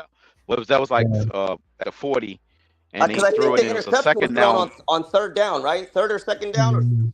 Yeah, second down. Yeah. So right there, Because if Tyreek if came you're out. in panic mode because you almost just got picked off, what as a head coach, I would say settle down, run the ball one time. Let's see what we can do on a run play. Let's get the offense back flowing. Let's get some more trust. But Tua took it on his own to force a play. To throw a pass, exactly. Bingo. Yeah. So when we talk about, hey, what would you pay? I'll go to your question now. The second question: what would you pay Tua Tagovailoa based on what you've seen? Because I'm not a Tuaneer. I'm a diehard fucking Dolphins fan. I want to win just like everybody else. I'm okay with my max dollar amount is no more than $40 million a year. And there better be a lot. There better be a lot of bugs in that contract that can help you possibly get out of that contract if things don't work out. Because again, this is not. And people in the Dolphins community, they treat Tua like a rookie. This is year 5. The rookie years are over. They're trying to say it's his rookie year, slowly but surely. Yeah, And it's That's not, what- even, that's it's what not it even does. as if we're Why- talking why are about they year trying to 2 say or it's his year rookie 3, bro. year? You know what I mean? You He's a pay veteran. Tua. You pay Tua based on what you've seen on your resume. I pay Tua the max $40 million because you have not shown me that you can get the job done come January. You've struggled, and I haven't seen games where it's. I mean, against an elite defense, an elite team, where you come out and you fucking smoke them. And then I can say Tua Tagovailoa, you motherfucker, like you just made those guys your bitch. I've not been able to say that. Hasn't been a game where even in the cold weather, Kansas City, that the whole play scenario, like the coaching, whatever the fuck McDaniel was thinking that whole game, like I don't care about do you think Mahomes cared about the weather? I wanted what the Chiefs did against the Dolphins. I wanted the Dolphins to do that same type of plays. Keep it short, nice slants, because you have speed. Rashee Rice was cooking the fucking Mahomes was eating on short plays. He wasn't trying to throw fucking bombs. The first 5 plays wasn't the first 5 plays of passing. They didn't care nothing about this. Was run the ball and be conservative. No, they threw the ball 5 times in a row to open the game. So they didn't Kansas give a City shit about fans, the conditions. and that's what I'm saying. So Kansas City fans are dropping their nuts on Miami, right? Because they're like, damn, look what our fucking quarterback's doing. It was Mahomes took over that football game is what we all wish that Tua Tagovailoa would do sometimes. Don't give me the excuses, oh, it's cold. We're from Miami. It's fucking football. You have to play in ugly ass weather sometimes, and that's what you come up with. And believe it or not, it's not really that hard to catch a ball in the snow. It's not like people think it is.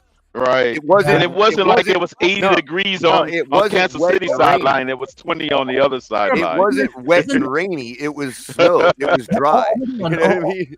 But Color, isn't there a premise that in the colder weather you tend to move faster too, right? Well, not. But to stay warm, if that's what your instinct is, Ali. When you want to stay warm, you want to move faster. Yes. I got to go to the chat. When you got a guy like Tyreek, that's so much more. Kelvin wants to bring up the fucking Ravens game. All right, hold on. I'm going to get to Kelvin in a minute. Jay, I'm going to get to Kelvin in a minute because what week was the fucking Ravens game? Hold on. I'm going to get to Kelvin in a minute because I was already on that. Before the Bills game. But look, I want to continue my question. All right, go ahead, Colin. When you got a guy like Tyreek that is so much extra faster than everybody else, you got to take advantage of that in the cold. I mean, like, your brakes are faster than everybody else. You know what I mean? You can hit those holes because everybody's slower going. And look, the guy did that in Kansas City. Like, that's one of the things you noticed when he was there was him running circles around everybody in the cold. We have guys that didn't play in the cold, couldn't play in the cold, because, you know, Tyreek Hill played in Kansas City for a long time. Right. We can't use that, and we had him on our team in those conditions. To real quick before you go, Jake, because I know you got a specific rebut for Kelvin, but Kelvin has said it's all on the quarterback now, and that's not what I was saying at all. But when y'all are expecting him to make more money than Patrick Mahomes, yeah, it's all on the quarterback, dude. I'm sorry, that's the way it is.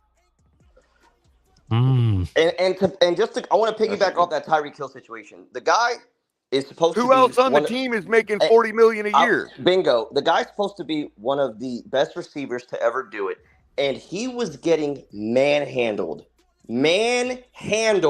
against the Chiefs on his ass. And what's his name had their way with him. That's embarrassing. That McDuffie and Trey McDuffie and what's the other one? Sneed. They was playing physical, putting their hands on him at the point of attack. Yeah, they were coached well. It's crazy. They was coached well. Yeah. Very and I'm going to land right now, but like again, 30, 40 million, I'm 100% with that. But like if we consistently bring up Dolphins games, like Kelvin bring up the Ravens, like that wasn't a game to where, oh my God, you're looking into the playoffs. Like that's a really huge game. Like the Dolphins shit themselves. We were getting our asses fucking beat. And thank God we finally had we turned it around and we won that game. 6 touchdowns. And we stopped them on 4th down three times too in that game. A lot of people overlooked that. John Harbaugh refused to put Justin Tucker on there to kick easy chip shot field goals, those extra 9 points. He took off Justin Tucker's leg, allowed us to get those goal line stances to convert every single one of them into touchdowns. Every last one of them. So that was a big swings. Those 9 points for them came 21 points for us. And look, if that was something that we could do, why the hell don't we do that? If they said, at some point in that game, they were like, you know what? Fuck it. Let's just go for it. And they started just chucking the ball, and Tyreek and Waddle are just getting open. Like, wide open. Why don't you do that every game? Every single play? So yeah, we obviously have the they definitely gonna get called out for that. Everybody thinks you line up our wide receivers and send them out into the secondary. You're gonna find somebody open. Let's continue the question because I want to go around the room because I have more questions that we're going to ask, and then we're going to switch it over to the safety side because that's the other person we got to give the bag to. So, Crypto, is Tua worth paying the bag, and how much is your bag? I would say no, not the bag, because I would like to say a lot of people want to throw these other quarterbacks as the standard, and then we'll turn around on the other side. Oh, this guy haven't won anything, but don't use him as a standard then. Use the guy who actually won something as the standard as far as pay and compensation. That will be Mahomes. So why is everybody getting above 45 is my question then. Because we can't on one hand say, oh, this guy won a Super Bowl. What did Jalen Hurts and what's his name win? And then turn around. Right. Call up and Breed and say, we need to go back to the table. They go back to the table then, because now he ain't got to do that. He could have been did it what Jared Goff's situation did. He could have been already went to the table to read, but he ain't do that. He's yet to do it, and he probably most likely won't do it because he's content with the team he's got now and the pay structure that he's under right now for the next, I guess, 7 years now out of his 10-year contract. But in that sense, using that 40 number because.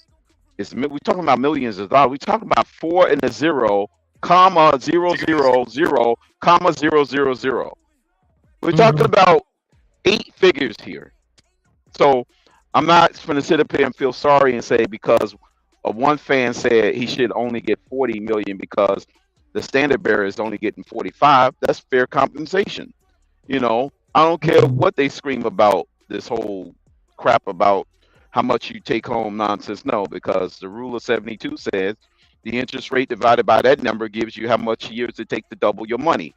So go get educated. I'm not feeling sorry for you. 40 million is fair, there, Jay. Do you feel like it's a desperation move from Miami, Crypto? I'll say what did you say again? Do you feel like the reason why the Dolphins pretty much have no choice is it's a desperation move by Miami, being that you haven't had a decent quarterback in a very long time, and Tua, obviously the passing yard leader. Like this is pretty much the best quarterback you've had for a long time. They feel like they up against the wall. I could kind of sense that they thinking that they're thinking that they're. That's like saying. I'm saying that they're chasing the Jones. I use that a lot. But I think that's like saying. But that's like saying, well, all we have to do is go back to Jay Fiedler, and we'd all be happy. Would we really be happy with that? Right. Yeah. That's kind of what they're saying. I would say if you're going to go in between Mahomes and that 40, I would say I would use the fully guaranteed and limit it to only 3 years meaning any 42 to 43 only, fully guaranteed, and that's it. And there's your out. Okay. All right. So you're saying 40 to 42, but only 3 years only guaranteed, right? Fully 100% guaranteed. Yes, that would be a fair valuation. All right. All right. That would be that would satisfy the whole notion that would satisfy the whole notion. Well, you got to pay him something. Meaning, okay, he became the passing leader in yards for 1 year in a down year, and then yet, like you said, the long-term success over 5 years hasn't happened. So we're going to compensate you for what you have done, not based on projections. Gotcha. So in that sense, it's based on what you have done. 42 and a half to 43 for 3 years, and there's your out as fully guaranteed. That's my contract. None of the other stuff, and you can load it with incentives and all this other stuff at the back end. So let me move the question to color, because then I'm going to answer, and I have another question that we can go around with this. Color, is he worth it, and how much is your bag?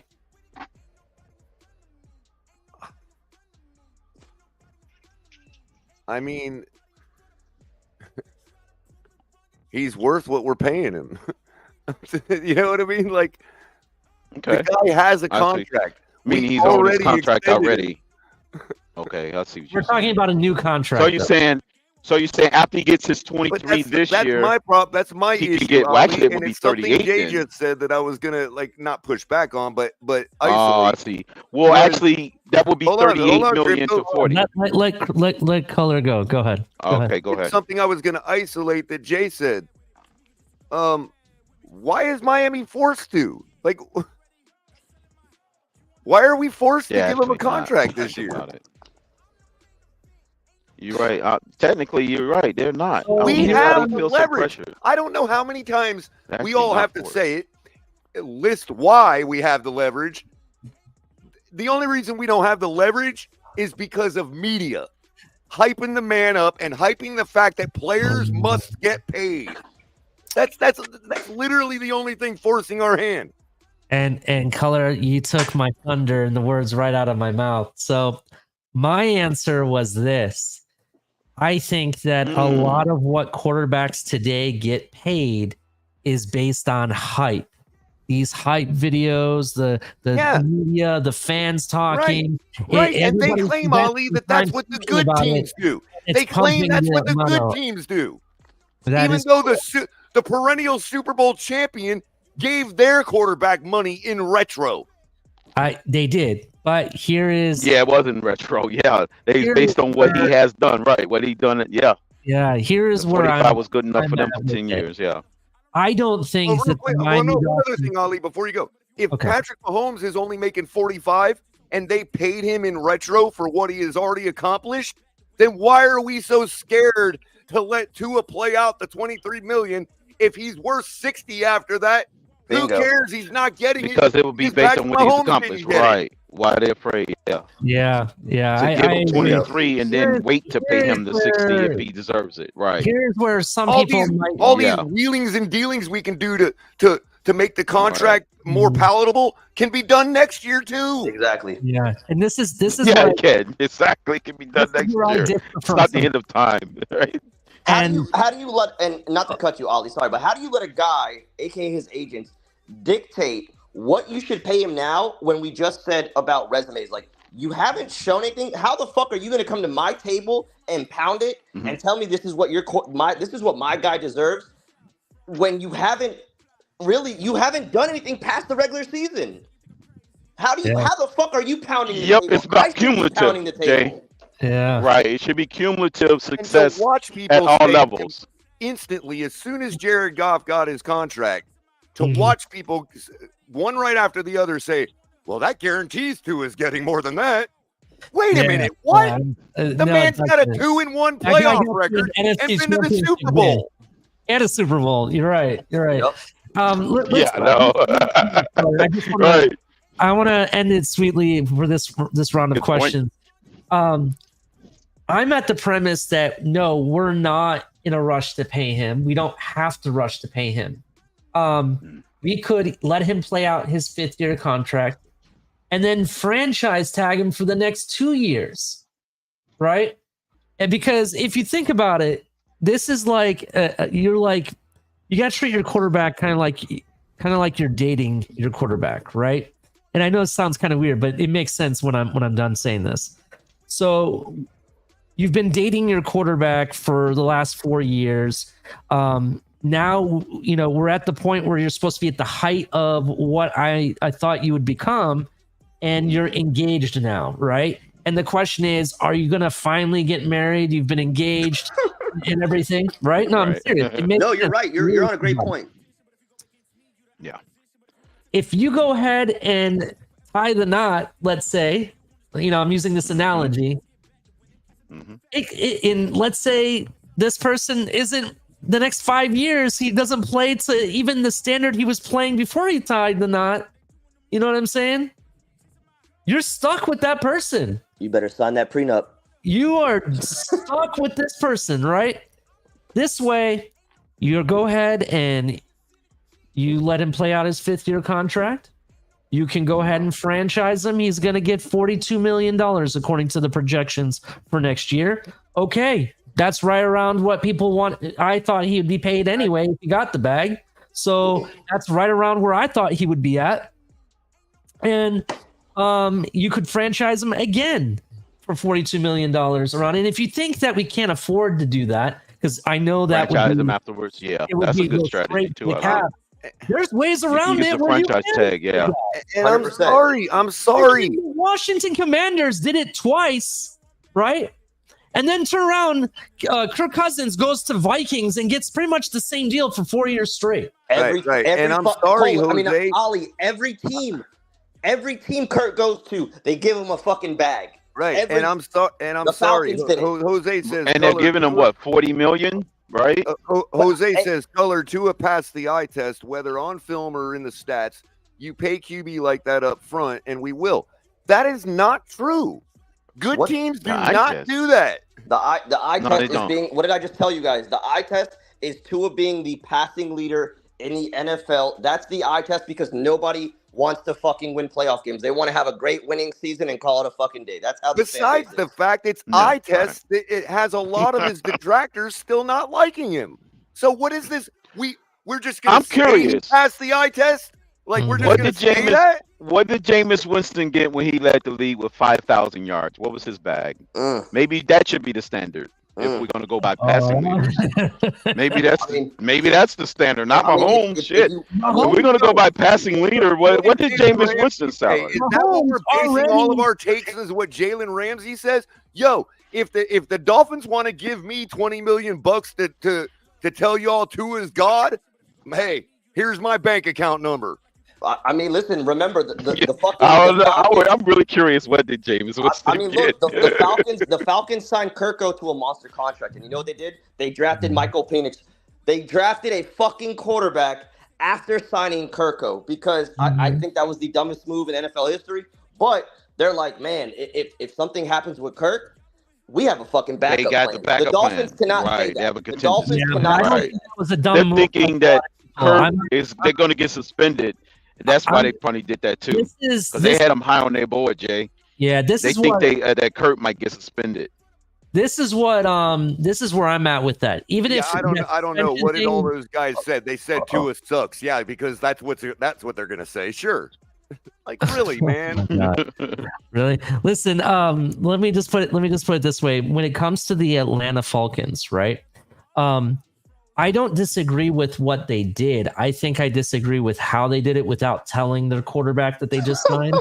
I think that was the biggest shit right there. But them doing it, it makes sense to me. You think about it. You got your quarterback for the next 4 years. You have a guy that still has some question marks, but he could be something, and he can learn from this guy who's been in the league forever and everything and has accomplished a lot. And by the time his contract runs out, you got a guy, you could have Aaron Rodgers 2.0. Who knows? You know, Aaron Rodgers sat for like 4 years. Did we all forget about that? No, 100%. Yeah, before he did, he sat as well. Yep. It's the Green Bay model. It's literally the Green Bay model. They did. Just saying. You know? And so far in year one, as a full starter, it worked out pretty well for Green Bay. I mean, Using that strategy. look at Jordan Love. How they did it. Look at Jordan Love, what he's doing so far. Right, that's what Atlanta thinking. They're like, shit, maybe we could sit him for a few years and he'll be ready to rock and roll. You got a backup as soon as he plan. get his number called. He'll know Yeah, your that's what they're thinking. He'll know everything. You know what I mean? That's the whole point. There's none of this rookie bullshit that you have to deal with. 100%. You know what I'm saying? So that's why I think it was a good move. However, even though in the eye of, casual fans like myself, you may not understand it. I understand. You don't understand the long-term I just didn't plan, like how they did Kirk Cousins and not tell him, hey, if this happens, this might be a possibility. Just letting you know. You know what I mean? That would go in. They could have gave him a heads up. Yeah, they could have. Yeah, that's where I think they smoothed it over. And before you kill the topic, Ali, I'll just say this: before people try to trash Burrow and Goff, whatever their contracts might be, like if Tua Tagovailoa took Miami to a Super Bowl, I don't even care if we lost. If he took Miami to a Super Bowl, I would not even care if they gave him Burrow money, because at least Burrow's gotten to a Super Bowl. Jared Goff has got to a Super Bowl. Like, these guys have playoff wins. That's the thing. That's That's Jared Goff's record. Tua would be making $60 million, and the deal would already be done. Proves what Jose M. This is proving against what Jose they M. definitely know that Joneses. They definitely keeping up with the Joneses. Are getting paid. These players are getting paid based on their past accomplishments. Lamar Jackson, he was the MVP, like 2 or 3 seasons ago, right? And he was the MVP this year after he signed the deal. So that's awesome for him, right? Right, that's right. It would happen after he signed his deal. Mahomes each year making the playoffs, making the AFC Championship, winning the Super Bowl, right? You're paying him for all those accomplishments. Look at Jared Goff. Jared Goff been to a Super Bowl, been to an NFC Championship, very consistent player. And I mean consistent with his stats. That's what you paid him for. Even Burrow made the Super Bowl. What was it? His sophomore season? I think in 2021, right? And they was ranked in the bottom half in offensive line. We just want to put that out there. A lot of people. By the way, that offensive line included our 7th round draft pick that we waived. And they lost to a shoestring sack by Aaron Donald. So so exactly. Those players are getting paid based on their past accomplishments. Even Stafford won the Super Bowl. That's why he got the bag, right? So all of this stuff that happens, telling me that they're going to pay you up front. No, I'm going to pay me up front for what? I haven't proven anything. I've done shit. I mean, let's list the teams, since everybody thinks the good teams pay in projection. Let's list the teams that have paid in projection. Arizona Cardinals. Are they a good team? Hold on. No. They might be thinking about the time frame way back when rookies would get 70, 80, $100 million deals right out of college. Those days are gone. You don't have that anymore. Right. But here's the thing, Ali. As I was saying, Arizona Cardinals, are they a good team? They paid in projection. San Diego or Los Angeles Chargers, bust. Are they a good team? They paid in projection. Yeah, they did. I mean, the New York Giants, they paid a bad quarterback in projection. Are they a good team? Yeah. I mean, you don't even have to go that far, Kohler. You could just start. You could start bringing up the guys that not even quarterback, but the guys Miami has paid during the season, like Jason Sanders, and even, no disrespect to Austin Jackson, but as soon as they paid him, he declined. Like he went down a little bit. Like, as soon as you got the bag, guys that get paid early in Miami, I mean, how many besides Tyreek Hill, who the hell can you really tell me that's been balling the fuck out? But as soon as they get money, they slack. They slack. I'll give credit to one team for doing it. The Cleveland Browns. I mean, I'll give. They paid up front. Yeah. They kind of paid in arrears too when you think about it. He did win some playoff games, and he did. Because their projections were based on what he'd already done on the field, not his eye test. Right, exactly. Right. How about that Brandon Marshall days in Miami? 30 some touchdowns in a season when you're 4-12. Yeah. You're gonna get the bag. It's not an eye test. It's just, and we're not, and everybody that's in the chat, regardless of who wants to fucking repost the shit, we're not saying that Tua is fucking trash. We're not disrespecting his talent. We're fucking GMs. We are our own personal GMs, and we are looking at the fucking resume, and we are telling y'all window. It's the Overton window, Jay. To say to fairly compare is now criticizing and hate. You know what I mean? That's the Overton window, bro. About top 10 quarterbacks. If you're not straight slobbing on his knob, you're a hater. To me, and the list we see consistently is well, you know the word I want to use for it, though. But like when you see top 10 quarterback lists, like my thing is this: like a lot of these quarterbacks that are listed above Tua, I don't care about what the fuck like your talent wise. Like these guys have playoff wins. Like people trash Josh Allen. I hate Josh Allen, but like he is the heart of Buffalo. The reason why this man is fucking he puts his team on his back, and he does if his receivers ain't working. He puts the team on his back, and he's been to playoffs. Like they haven't won a championship or Super Bowl. 13, that was his legs. That wasn't his arm that got that conversion. Hey, Jay, let me ask you a simple question. 3rd and 13, that was his legs. That wasn't you can answer honestly because I don't really matter at this point. Do you think that Tua is twice as good as a guy like Teddy Bridgewater? Is that fair to say?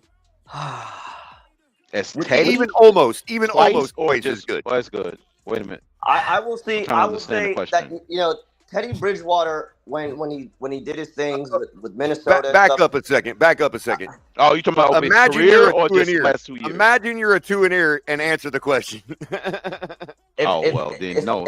Tua's twice as good. Right. Tua is twice as good as Teddy, right? Yes. We gave Teddy $10 million. We're paying Tua $23 this year. Yeah, sounds about right. Twice as good. There you go. He's twice as good as Teddy, so he only deserves twice as much. That's a good one, color. I never thought about that part of it. The pure mathematics of it. The pure mathematics of it. That was it right there. If he's twice as good as this guy, he only deserves twice the amount. But I know Ollie wants to jump onto the Holland talk. I will say this: the last question I got, but like we talked about it a little bit also, but like. What is the biggest problem for the Dolphins to just chill the fuck out and let Tua play this season out? Like, are you scared he's going to get hurt? Because if you're scared about injuries, then you don't invest. Then you don't invest if you're scared. They're scared he's going to hold out. Think he's holding out. Yeah, listen, motherfucker, that's not even y'all think my fucking Abby? Put fucking Skylar Thompson in there for fucking less than $30 million. Yeah, I agree. We got a guy on the roster that played Buffalo 3 points in a playoff game, and we're worried about Tua holding out. But you can't make this shit up. We also they don't think Weaver's that good now. Now they're losing faith in Weaver to get a defense around him.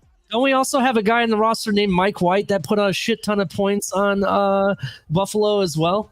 I mean, yes, they both did as well when he was with the Jets. He just don't have enough game playing time with us for me to judge. With the Dolphins' offense and their receivers, that it's not very hard to plug and play at quarterback when you have those type of receivers. Is that what you're going with? Yes and no. And I'll explain that. But I just want to preface a few things because I do want to get to Holland talk. But please let me finish this. I'm going to tie the knot on this this conversation. Number one, I don't think that Tua is trash. I just want to point that out there. No one said he was. I understand. Nobody said, but I'm reading comments in the chat. Number two, I think that Tua is on the upward trend, which is great. I think his development is starting. I can definitely see the steps year after year that he's taken to get better. But can now I put the agreed in caps, please? Is everybody hearing that? I agree with what Ali just said. Yes. So basically where I'm at is that I think that now we have to have the conversation of how much am I willing to pay? That's why we're having it, because obviously he's a decent and good quarterback. I just don't think I'm not ready to give up the whole farm and hand over my mortgage and everything to him just for it to blow up in my face. You know, if I'm a gambling man, I want to be consistently good, not consistently making bad bets. You know what I'm saying? That's all I'm, why I'm at where I'm at right now. But let's actually talk about, I'll answer Jay's question real quick, and then we're going to go to Jevon Holland because we really need to finish on that side of the show. Jay, what you're asking about, do I think that we can plug and play quarterbacks in the system? Certain types of quarterbacks, not every quarterback. I want to preface that. Because though I do like Teddy Bridgewater, I don't think he was the right quarterback for this system. That's why I don't think he performed as well as what Tua does, or in my opinion, I think Skyler performed better than Teddy Bridgewater in this system. But that doesn't mean Teddy Bridgewater can't go to a different team in a different system and light it up. That's you know what I'm saying? Does that make sense to you? Yeah. Yeah, that's where I'm at with, I think certain quarterbacks you can put in here and they could definitely do what they do. Aaron Rodgers, I don't know if he could be one of those guys.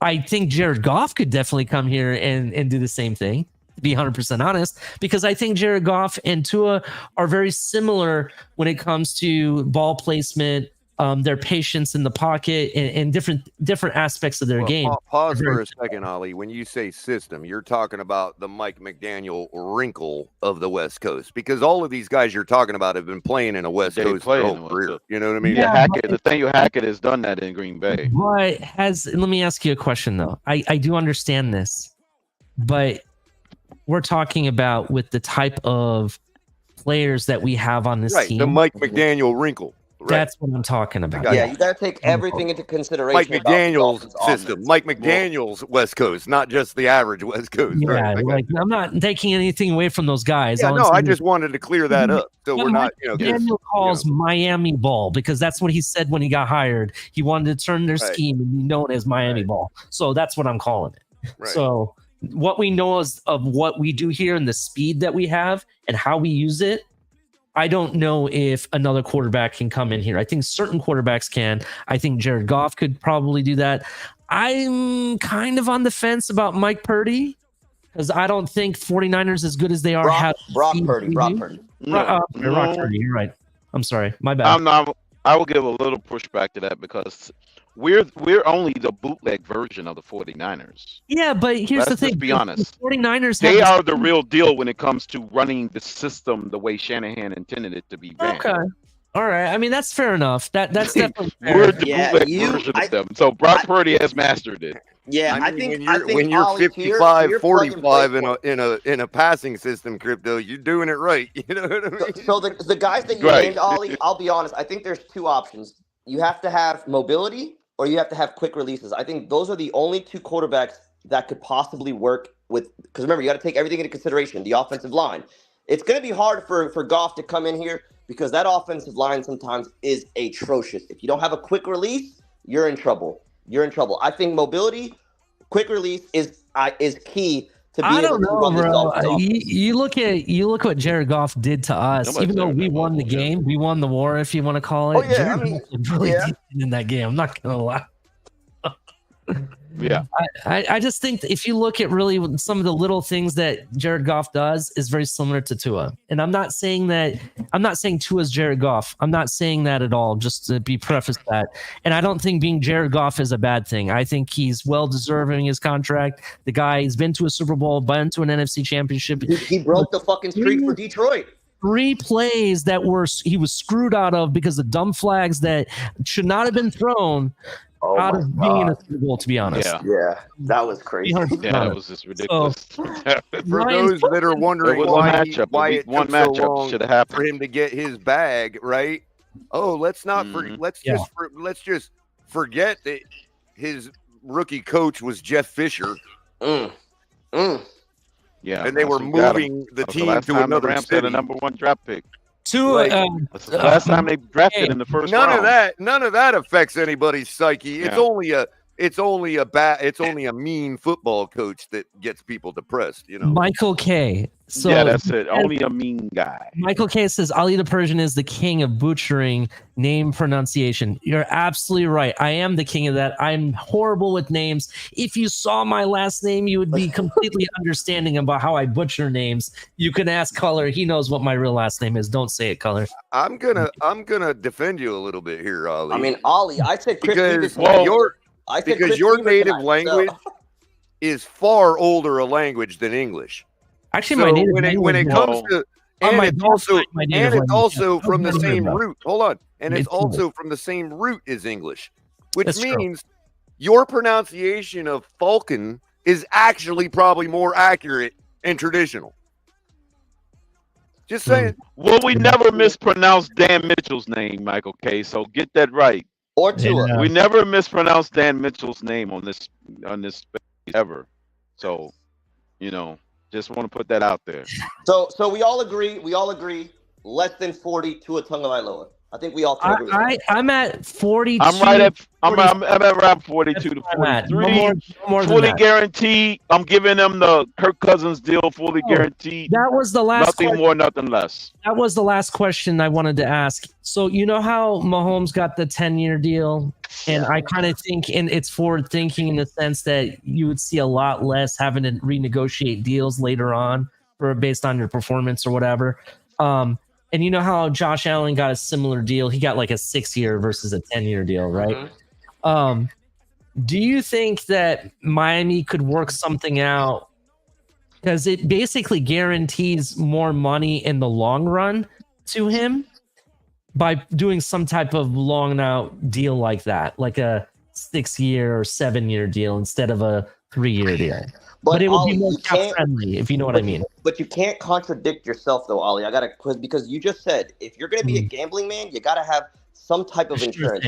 You're right. If you're gonna sign Tua, I feel like it's only fair for the Dolphins organization to, if things don't work out, you need to have something to where you can move on from him and not burn a lot of money.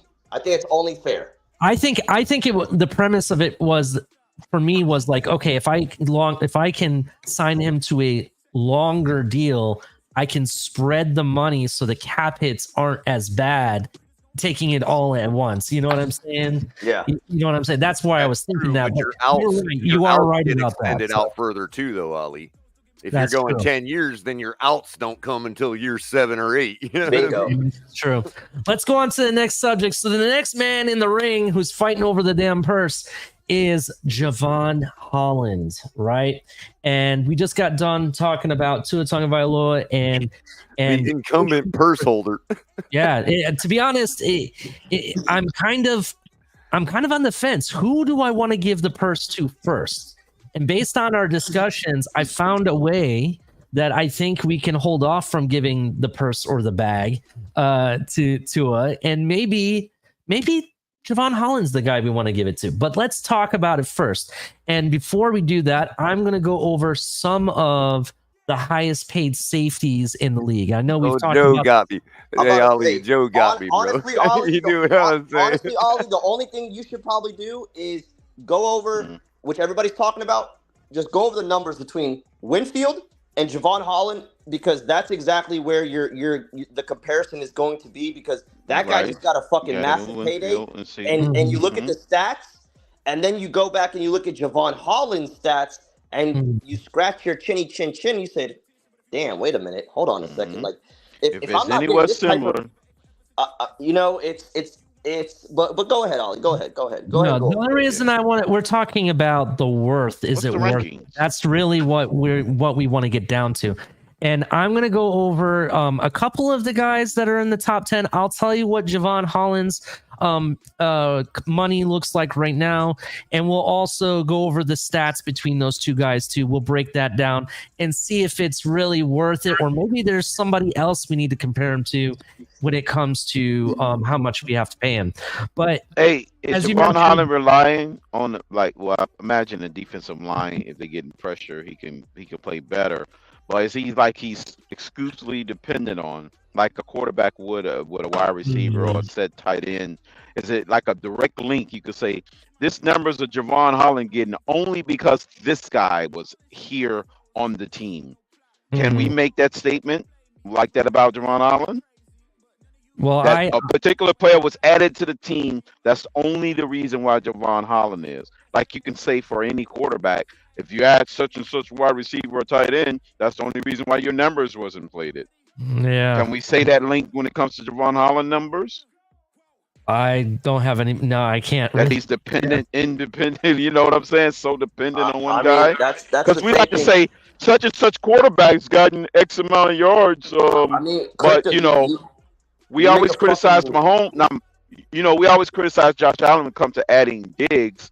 And what was that one? but we don't do the same thing for our own guy when the numbers are higher because said player is in the locker room. And that's actually a really good point that might play into favor of why we should pay Jevon Holland, to be honest. And we will definitely talk about that. But let me go over some of these names and some of the numbers so we can build the picture, and then we can make our best educated decision on if we want to pay him or not.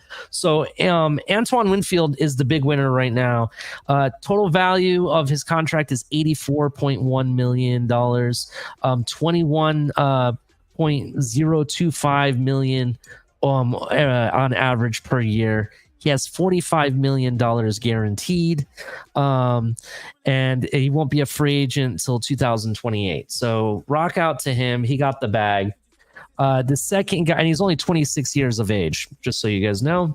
The second guy is Derwin James. He's been holding that bag for a while now. He's 28, $76 million total value, $19 million on average, $42 million guaranteed. He only had $38.5 million fully guaranteed, and he'll be a free agent in 2027. The guy after that is obviously former Miami Dolphin Minka Fitzpatrick, $72.9 million, 18.2 on average, $36 million fully guaranteed. He'll be a free agent in 2027 as well. Let's see who else we got on this list. I want to see people that I really. And also, Ali, are we paying guys based on a small 1 hour sample size versus a career sample size, playoff and regular season versus, we did this in the last 2 hours, so we should only focus in on this last 2 hours. Well, I'm sure I can hone in on a lot of quarterbacks during Dan Marino's era that toasted Dan Marino if you shrink it down to a 2 hour sample size. That is really but expanded over an entire career, they don't even come in the same stratosphere as Dan Marino. You see what I'm saying? Because I can pick out any quarterback that's played in Dan Marino's era, and if I shrink it down the sample size small enough, I'm sure those guys will have better numbers than Dan Marino. If we do that. That's the same thing we do when it comes to our quarterback. So Steve Grogan. Exactly. That's another one. Kenny O'Brien, Steve DeBerg. Here's some things to look at. Right? Yeah, exactly. This is why I'm building this picture up the way I am. So, for example, and I have to ask this question before I read this name. Did the Packers make the playoffs last season? Bingo. They did, right? Yeah, they did. Okay. Yeah, they made it. So Xavier McKinney, he signed a $67 million deal. He's 25 years of age, $16.7 million on average, $36 million guaranteed fully. He'll be a free agent in 2028, right? After that name in the top 10, actually there's two names. Marcus Williams, $70 million deal, right? $14 million on average, $37 million total guaranteed, $17 million fully guaranteed. He'll be a free agent in 2027. And then we'll end it with Chiefs Justin Reed, who's 27. He's making $31.5 million on average, $10.5 million, 20.4 fully guaranteed, 20 million, actually 20.4 fully guaranteed. He'll be a free agent next year. The reason I brought up some of these names, right? In the top 10, there's only 4 playoff teams. Now, and two of them were ones that made it to the NFC or AFC championship game, for example, right? Yeah. And that being said, those guys are not even the highest paid. The highest paid is the Buccaneers. They made the playoffs, I believe, last year, right? I'm thinking correctly. They did. Last year they made. Right? They had a pretty decent. They knocked off the NFC champions, by the way. Yeah, the guy's definitely worth it. I definitely understand why they paid him and gave him the bag. I get it. What has Derwin James done the last 2 seasons? Absolutely nothing, really. Right? Horrible team, horrible coach team. Even though they beat the Dolphins the 1 year, even then in the playoff run that they had, they got smoked by the Jaguars, right? I mean, to be honest, right? Mickey Fitzpatrick, Steelers, they're still rebuilding, swapping quarterbacks in and out. They're not a playoff team. Packers were interesting. Xavier McKinney, they signed their guy early. He's only 25, was able to get him on a lower cost deal, right? So that wasn't a bad deal. But everybody else that got the bag, 58 million, 70 million, and whatnot, there's really just the Ravens and Chiefs, Marcus Williams and Justin Reed, that got paid, but nowhere near the numbers that I've heard about Jevon Holland. Jevon Holland right now is like near the bottom when it comes to safeties being paid in the league. Right now, he only signed an $8.7 million deal. That's what he's paying under because it's his rookie contract, obviously. So he's making next to nothing right now, right? Yeah. You asked about statistics, right? So Jevon Holland has been in the league for 3 years, going into year number 4. He has played, let's see, 2023, he played all of his games except for he missed 5 games, right? Prior to that, he missed 1 game his rookie season. He played 79.3% of the snaps his rookie season. Year 2, he played 98.7%, and then he played 64% of the snaps on defense in 2023. He had 47 solo tackles, 21 assists, and 2.5 sacks his rookie season. Yeah, I guess just hold Sophomore is 76 solo tackles and 17 assists, 1.5 sacks his sophomore year. And then he had 51 solo tackles and 22 assists, but no sacks in his last season. But he did miss several games, so I have to give that to him, right? So let's see. Interceptions. He's had 2 interceptions each year, except for last year. He only had 1, which was the big run back. He did force 3 fumbles, so that's really good. And he recovered 1. His rookie season, he forced none, but he did recover 2. No, and this is actually incorrect. They have no touchdowns here. Wouldn't a run back for touchdown count? Yeah. Yeah, so this is incorrect. Yes, for return, yeah. So you That didn't Hail also... Mary interception, pick 6. Go ahead, Jay. What do you want to ask? No, but also, bringing up safeties as well. I mean, hell, like, I didn't hear you when you were talking about like high key safeties. What about Harrison Smith also? What I'm looking at, just so you're aware, is over the cap is what I'm looking at. Okay. And you said Harrison Smith is who you asked about? Yeah, because I know he's been a consistent dog to an extent. He plays for the Vikings. He wasn't in the top 10. That's why I didn't bring him up. His total value of his contract is 35 years old. Yeah. By the way, the Sheffield drop in the end zone didn't determine the outcome of the game. Say that again? Just want to put that out there. His contract value, total value, was only $9 million. The Bills still had a chance at the goal line to go ahead with the game-winning touchdown on the goal line. Said they kneeled the ball and kicked the game-winning field goal. Just want to put that out there. Ollie, would you say that Jevon Holland is on the same level as Harrison Smith? Let me look at the stats. So we ain't sweeping anybody. 1 second. I'm looking at the stats. 1 second, color. Crypto, I'm sorry. No, I'm just saying I'm responding to the peanut gallery. Well, I can't say he's not the same as Harrison Smith. Harrison Smith has played what? 10, 12 years in this league? He's got into the league at 2015. No, As 2012. if it wasn't a 29-29 game on the last drive of the game. He was in the league.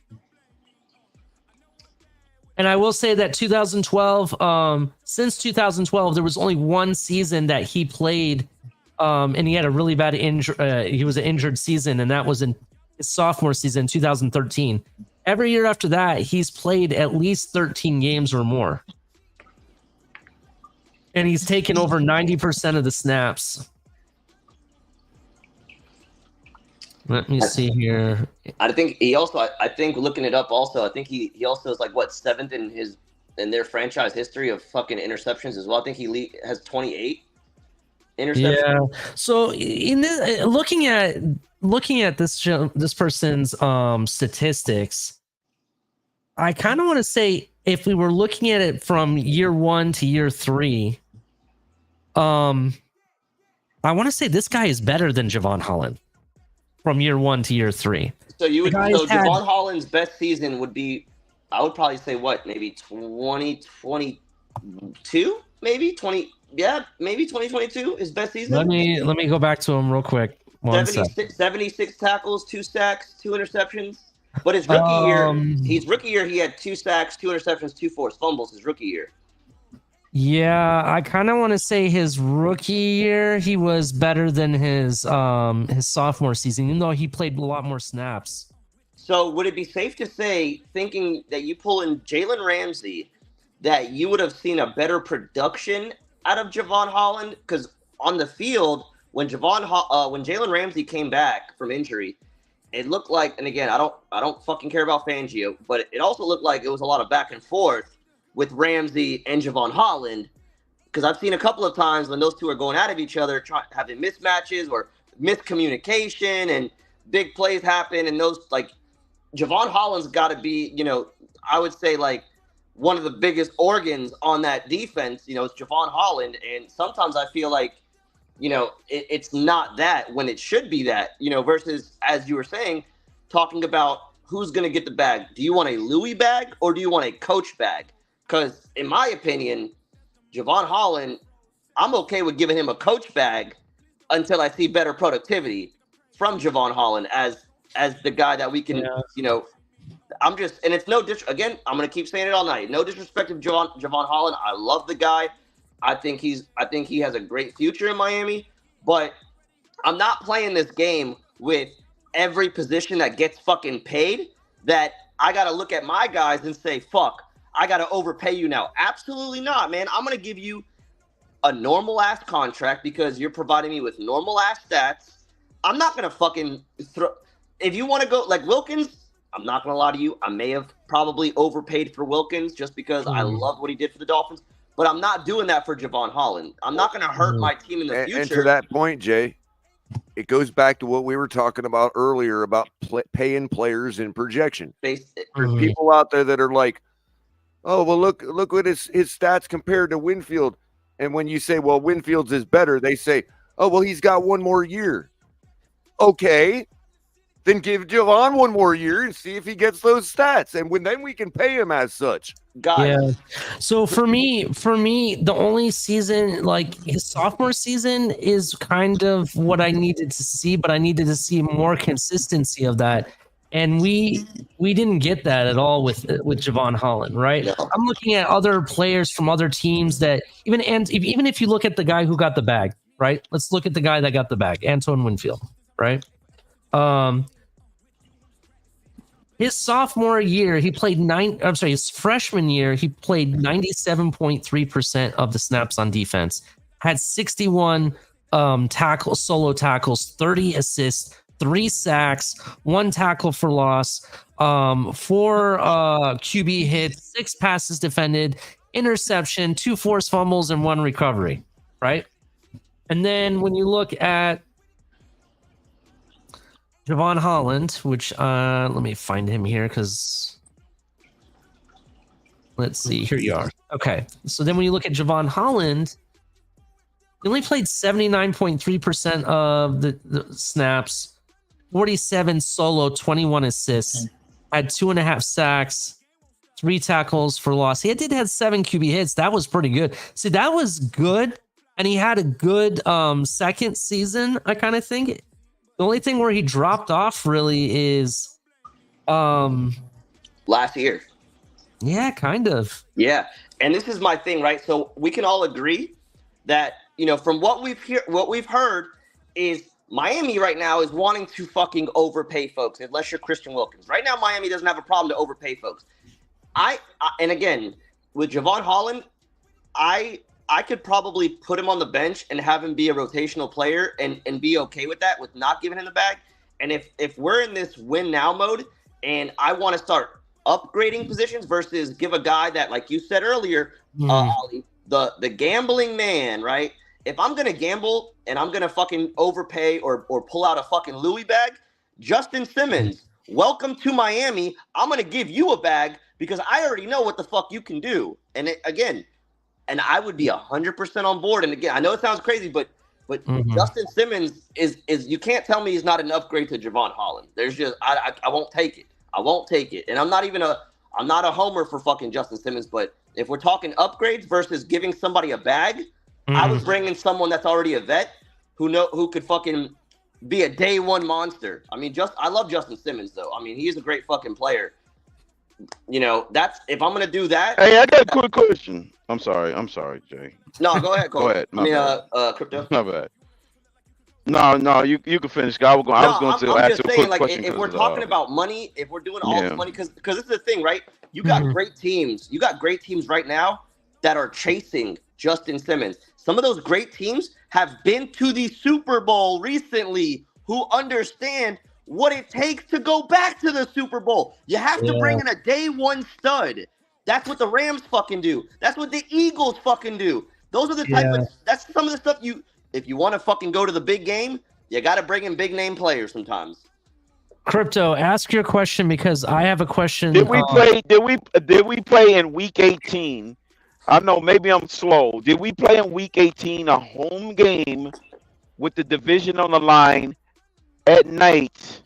We did. Right? Where the temperature is the same for both teams, like nobody was on or baking in the sun, right? No, it was it was a night game, right? So 72 degrees pretty much for both teams, right? But that was a home game, right? Well, didn't we play at home that game? Yeah. Wasn't it can't we say that was basically like a playoff game? Right. Or not?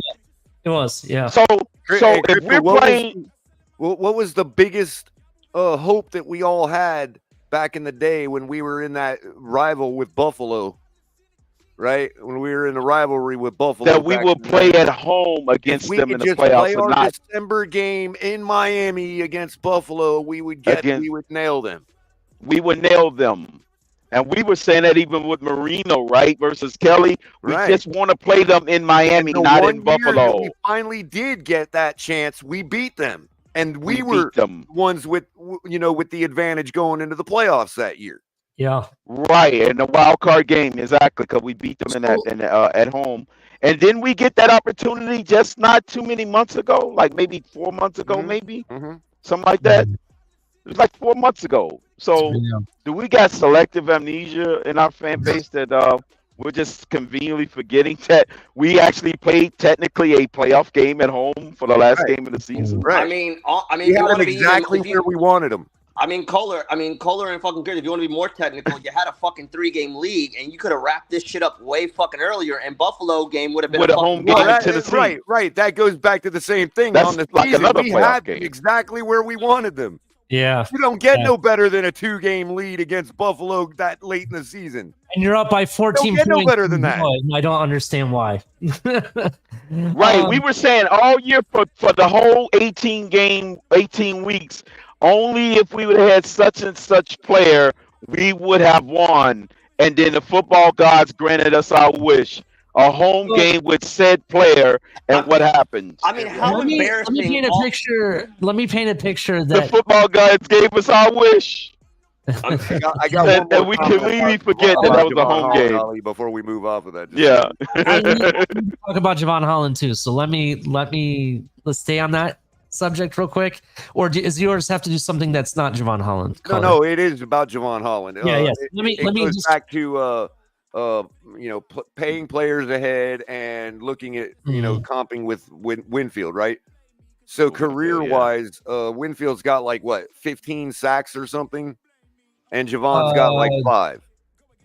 Yeah, Jevon has four in his career. Right. Yeah. Now, if you think that Jevon Holland's going to get 10 sacks this season, no way. Because Jevon's been in the league 3, Winfield's been in the league 4. So, do you think even if now the pushback to that is, let me steel man the argument to that because I've already heard it is, he don't have nearly as many blitzes, and that's true. Winfield, he has a ridiculous number of blitzes. and Jevon Holland has very few. Okay. Why does he have very few? And so if you're taking away a whole skill set from a guy, like I know Vic Fangio isn't known as a blitzer, so we'll have to see on that. But like for real, there's a reason we're not blitzing Jevon Holland. Yeah, so this is kind of what I want. There's a reason they are blitzing Winfield. Yeah, this is true. It may be part of his skill set. You're absolutely right. Let me bring this up because Crypto said something earlier about he said it made me think about this, right? What when you said what guy what guy do we have that we had to have along with him that if we just had that guy we would have won the game or they would have benefited off each other, right? So what if it's okay to pay Jevon Holland the bag and maybe even give him that something, maybe not the Louis Vuitton bag, but maybe the Prada bag or the Michael Kors bag. I know I'm trying to be funny with it. I'm being funny. Right. No. More like DoorDash. Not DoorDash. Like I said, be generous and give him a Coach bag. What I'm talking about. That's what I'm talking about. Right? So let's say you got something better than a Coach bag, but it was based on the fact that we know you're going to have to do a lot more things for us, and that's why we're going to pay you more. Do you understand what I'm saying? Maybe because they know his skill set, they know what he brings, and they're going to ask a lot more from him. And because of that, that's why he maybe he wants more, and maybe they're okay with spending a little bit more because of it. What do you guys think? I'm going to say this real fast before anybody else goes. This is a prime example of, first and foremost, who are you battling with? You are betting against yourself. There is no reason to overpay anybody when you literally have the ball in your court. My prime example is Mike Gesicki. Everybody thought, oh my God, if Miami doesn't keep Mike G, he's going to go somewhere else. He is going to get a bag. He's going to ball out because he's balled out for the Dolphins. He was a great player, great energy. If Miami can't sustain him, he is going to go somewhere else and get a bag. Miami said, you know what, Mike G? Yes, he will. It's not working out. You know what? We love you. Go find another team. This motherfucker went to another team and did not get the fucking bag. This man took a cheap-ass contract, and no offense to Mike G, I used to love him. He's become a nobody in the NFL. You're making a subtly great point, Jay, about what Chris Greer is known to do and what he's not known to do. Jevon Holland's not getting over $20 million. There's no way in on God's green earth that Chris Greer is going to give him that kind of money. You played around with it. Mike Gesicki is the prime example. Everybody thought if you were going to keep Mike, you had to give him a great fucking contract because you wanted to stay in Miami. He walked, and there was no way Greer was going to give Mike Gesicki that contract. There was never. It was never going to happen. Another team like the Patriots brought his ass in and said, "This is what you're worth, and this is what we're going to give you. How about that? All right, fine, I'll take it." Because he probably didn't have any other offers. Because Miami, and now we're to a point where Miami feels like they're going against who? Nobody's on the phone calling you about Jevon Holland. Nobody's on the phone calling you about, and then no disrespect again, no one's really calling you about Tua Tagovailoa. Everybody has questions in the league about your quarterback. Everybody has questions about you. The only person that really has a lot of fucking value, who you need to take care of, is Jalen Waddle, who is a fucking stud. I love Waddle. And see, I could disagree with you there. I could put Waddle in the same boat as Jevon Holland and Tua, man. Oh, no.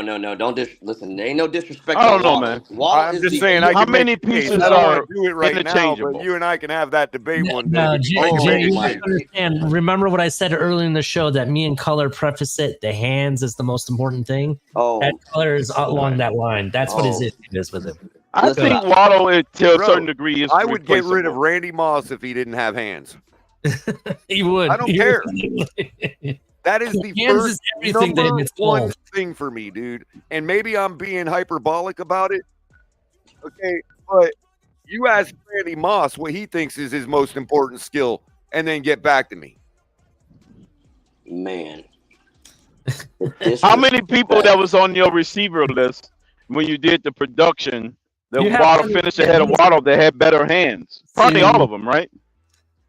He's very passionate when it comes to the ability to catch a football, and when it comes to your hands. Waddle was faster than all of them, but he didn't have better hands than all of them. And when it comes to what Chris Greer's willing to do, the man was not willing to give Lamar Jackson Jared Goff money.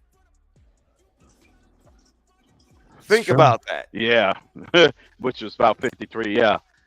So I'm gonna just say this, and I'm gonna drop the mic on your ass right now. Jalen Waddle had four dropped passes. Tyreek Hill had 12 dropped passes. That's great. Okay? I don't put Tyreek Hill up in everybody's category like everybody does either. Listen, I'm going to tell you this. Well, you know I don't. You know Justin Jefferson is my number one guy. All I'm saying is this. Amon St. Brown, 8 drop passes. Puka, awesome receiver, 13 drop passes. Keenan Allen, 5. Stephon Diggs, 8. Devontae Adams, 8. Now do DeAndre Hopkins. Let's find Hopkins. Let's find Hopkins. And go by his career. DeAndre Hopkins, same amount as drop passes. Go by his career. Though. What's his percentage? What's his rate? We talking about last year. You talking about raw numbers, Jay? You're not talking about percentage drops.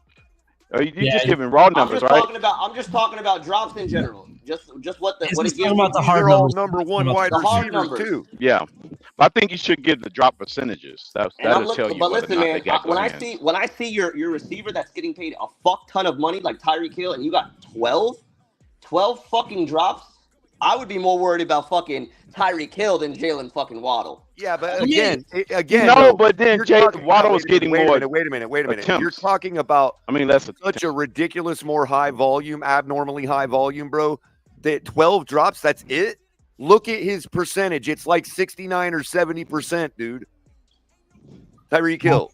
So Hill had right. That's why you got to go by drop last rate. Year, 119 receptions last year and 12 drop passes, which is again, I mean, it is what it is. But percentage. Now, again, people are going to think I'm ridiculous. So I mean, it's drop rate. It's hard to say, but I don't. When it comes to like the Jerry Rices of the world, we can talk about Tyreek Hill's accomplishments till we're blue in the face. He's a fast guy. He's going to get a lot of yardage in his career. Okay? That's just the way it is. But when you talk about receiving the football as a wide receiver, he don't even come close to the top 10 for me. Not even close. I can list 10 receivers that are far better catchers of the football than Tyreek Hill. I mean, but I get that. But I'm talking value-wise, though. Value-wise. Well, that's where value comes in for me because, look, man, and when it comes to Waddle, this is about identifying where his value is actually at. And so if you're going to talk to me about, hey, in 2022, Waddle had, was 33rd in the league in number of receptions, yet still led the league in touchdowns and yardage and all that. If you're telling me, hey, his value is that he's the most efficient receiver in the NFL, I'm with you, bro. Give him the bag. Yeah, but you also got to understand, like with Tyreek Hill, of course, he's wide receiver number 1. We already know Miami abused him last season. Waddle only had 72 receptions versus fucking Hill with over 100 receptions. If you put the numbers together, and that's what I'm saying. But that's not what I'm saying. On Waddle does more with the that's on Tua Tagovailoa with just him and McDaniel's offense consistently just fucking feeding. But it goes to volume. That's volume. But that's what I'm saying, Jay. Waddle, believe it or not, does more with his opportunities than any receiver in the league. Like, he is top efficiency, dude. When Waddle has the ball in his hands, he does more with it he does more with that opportunity than anybody else. Caller, I'm taking over the show now. I'm sorry. We've kind of got off track here, and I got to start getting ready to shut the show down pretty shortly here, right?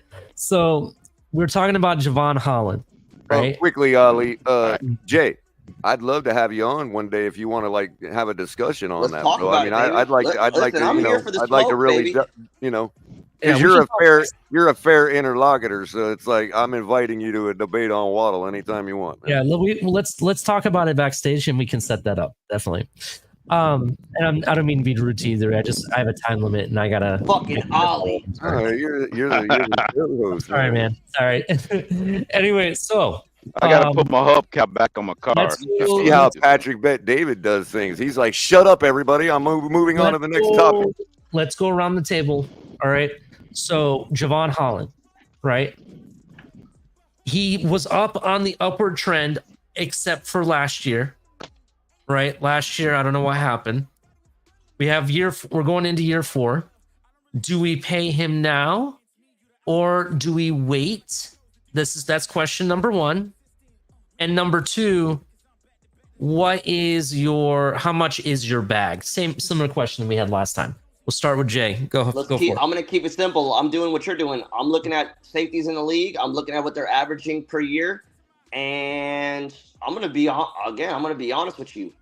Sorry, this is gonna hurt some feelings, but I wouldn't give Holland no more than fucking 12 million a year, 11 million a year. I'm sorry. I'm looking at Budda Baker, 14.1 million. I'm looking at Kyle Duggar. Again, I'm looking what you're looking at. Jesse Bates for Atlanta, 16 million. Xavier McKinney, that's my question mark. That's a little bit of an overpayment. So I'm right at the 12. I would say 12, 13 mark would be my max. 12, 13, my max.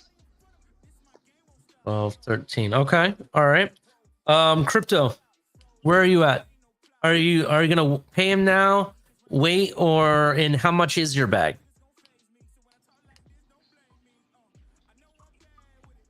Crypto, wake your ass up, man. No, can you hear me? I tried to hear you now. I can hear you now. Speaker thing straighten up on my phone. No, the bag should be. I put him in the stratosphere if he's top 5. Can you hear me? I can hear you. I'm not giving him 20 million. We're looking at somewhere around, I guess, 14 to 15 million. That's comfortable enough for me to keep him on the team. That's big boy money, man. Yeah, that is definitely big boy money. That's big boy money. If I'm just saying, only based on if those numbers are giving him top 5 performances against good teams too. So if it's not that, then I'm more around 11 million. Gotcha. Definitely. All right. What about you, Color? I have to be in agreement there. I mean, I don't. If you're getting close to 18 or whatever, then you might as well give him the bag. But I mean, really quick. Do you give him the bag now or do you wait? I mean, if we can wait, we should wait. You're done. 18 million is like. Well, no, because I've heard that number. Because he's a second rounder. That's why you have to do I've heard that number as thrown out as like a high number, but not quite the big number. You know what I mean? And I'm just thinking, if you're going to pay almost the big number, what the hell is a couple more $1 million? You know, you're right. You're right. And guess what I'm doing? I'm on the phone with Justin Simmons, and I'm asking him, how does fucking 15, 16 million sound if I'm going to fucking get Jevon Holland 18? Or even Poyer for 6. I forgot we even have fucking Poyer. That's how you know it's bad. Exactly. That's how you know it's bad. Poyer's only getting 6. Split the difference. There you go. That's how you get to 11 million. And any one of the guys we just brought in could turn out to be a gem. So we have no, like you said, betting against yourself. We have absolutely no incentive whatsoever to even talk to either of these two guys. Yeah, you can kind of wait. You can put them on the back burner. In a way, you can. Crypto said it best. You brought in Poyer. You paid Poyer. What'd you say, Crypto? Like 6-7 million? You said. Yeah. No, did we do that? I thought he was still. No, we paid him 2. But I'm saying you go in between what he's asking into Poyer. What was puts you at 11 million. What was Poyer's money? Poyer was 2 million. Yeah. So you paid. And he's asking for 18. So split the difference. 9. There you go. So 9 million. Bingo. You don't think Poyer would take that opportunity and run with it down in Miami? Oh, I mean, come on. Look, this is. We gotta remember they're already on vacation, Color. You gotta. I'm about to say, when you come to Miami, that's it. That's it. For me, I'm kind of like, I like the fact that he has very similar stats to Antoine Winfield in what he's accomplished. I kind of like what those stats are looking like, right? They're very similar or close. I'm not ready to give him 21 million a year. Fuck no. Fuck no. No, I'm not going to 21. I could almost say that I'm willing to, even if he lived in I'm Dubai. even willing to, hold on. I'm even willing to play the same card that I said about Tua, waiting and see, and then franchise him. Because even then, if I franchise him next year, it's 17 million versus 21. Yep. Right. I'm even willing to do that because that's my high, anyways. Is 17 mil. I won't go anything above that. But I think if I am going to pay him, it's going to be around the 15 to 17 million. No more than that. God. I'm not paying anything more than that. So again, I asked the same question Ali as before. Has Miami put themselves in a very bad position with these fucking contracts based on maybe waiting a little too long? Because the NFL progresses, cap goes up, a lot of this stuff progresses, contracts get bigger. Like, has Miami kind of like... Here's the thing, though. Here's the thing. We always complain about contracts getting bigger, but at the same time, so does the salary cap. They're projecting the salary cap to keep going up for the next 10 years. You know that, right? Yeah. Imagine in 10 years from now, the salary cap is going to be what, 400 million? It's going to be fucking insane. It's going to be ridiculous, right? So that being said, I think there is a responsibility of maybe paying some of these players. I think we do need to, but I do think we're flexible enough to where we can pay them. People are worried about us paying Waddle and paying Jevon Holland, paying Jalen Phillips and Tua and everything. I think there's a path to pay all these guys and then still have money left to fit other roles as well. So that's just my opinion. It just has to be done in a certain way. And there's some players that are on this team that may not be here next season. And the guy I'll mention that, which we're speaking of Jalen Phillips, I think Bradley Chubb might have one foot out the door. Could be true. Look at, you got Kamara, you got Chop, and Jalen Phillips. Miami's prepared for the future with those picks. Yeah. And this year, I think it's this year that we don't have to worry about making a trade until what, week 8 or 9, something like that. Yep. So you could still trade Bradley Chubb. And before you tell me, well, who's going to want Bradley Chubb? Bradley Chubb was pretty decent, and I will say that he could probably give you more production than some of the big names that got traded at the same time last season. So that's just my opinion. Do you think Jevon Holland is better than Minkah Fitzpatrick? No. I don't think he's as versatile, but I think he's a little bit more of a solid safety. He has the potential to be more of a solid safety than Minkah Fitzpatrick. Minkah Fitzpatrick is so versatile; he can play corner if he wanted. Right, you can pay any position. Right. So you would agree then it's worth the money when you sign him to a $73 million contract because of his versatility, correct?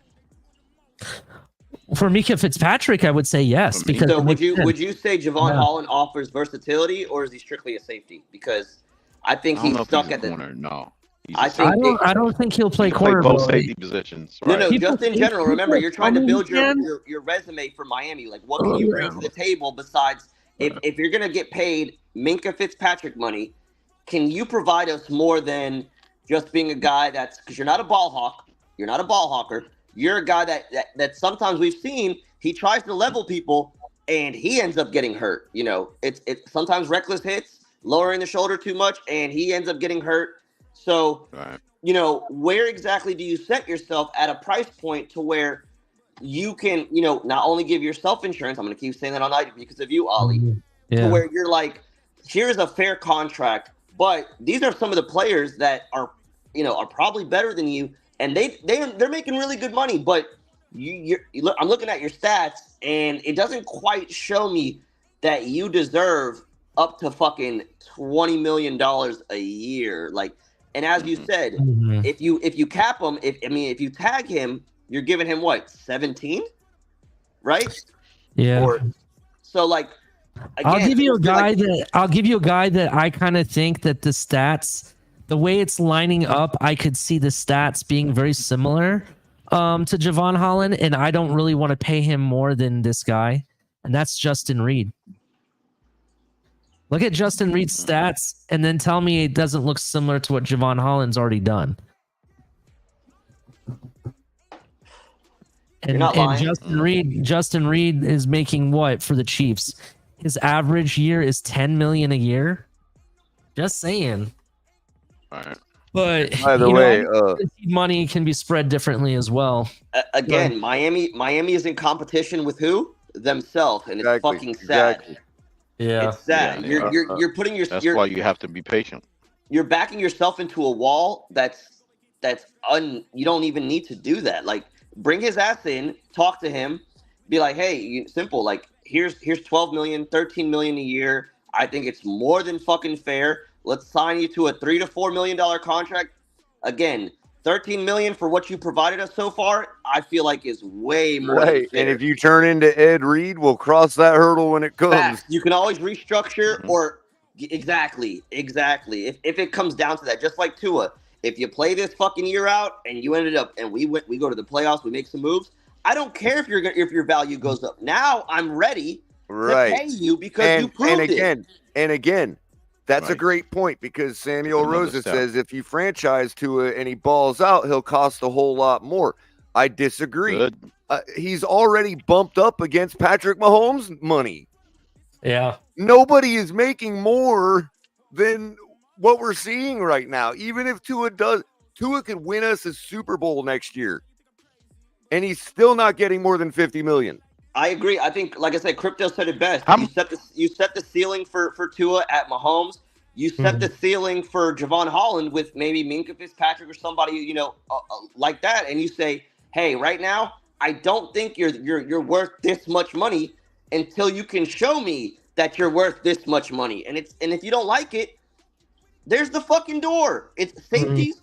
Safeties are not hard to come by in the fucking NFL. Right. They are not hard to come by. Dime a dozen. They are dime a dozen. I mean, we spent the last 30 years not going anywhere. If Tua wins us a Super Bowl and he wants 70 million or whatever a whole lot more is defined as, then buy, because we just sat here for 30 years without one. Yeah, right. I mean, listen. What harm does it do? Even if they get the Tua deal done, right? If they get the Tua deal done, I think I'm still cool with it. Whatever they decide to pay him, that's how much they were willing to bet, right? And one thing I know for sure is Chris Greer, since he's been the full man in charge, because I know he's been here for a while, but there was a couple years that he wasn't necessarily the guy making all the decisions, right? But now he's the full guy in charge. He hasn't signed any ridiculous deal that has made us put us in cap hell, really. If you really think about it, he's always had an out on every deal he's been put in place since he's been the full guy in charge. I don't think he's going to change from that. And I think that's why when they offered Wilkins $27 million a year, yeah, I'm sorry, man, go take the money. I'm going to tell if I'm the GM, I'm going to tell Wilkins that too. When they offered Rob Hunt $110 million to go play for a team that I still think is still 5 to 10 years out to being a contender, right? Go ahead and take the money, bro. Here's the thing. Here's what you got to ask yourself on the point that Samuel Rosa was just making, right? Yeah. Here's what you got to ask yourself. What's the alternative? What if the opposite happens? What if he comes out the first 5 games and looks like he did against Buffalo and KC, and we just gave him $50 million? What then? Yeah, they never had. Now you've lost. Right. Now you've lost $50 million instead of the 5 or 10 you lost because you got to pay him more now that he balled out.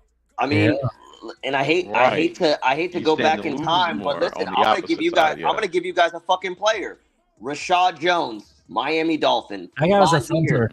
I got hit the hardest ever. 5 years, $60 million contract. Average salary, $12 million.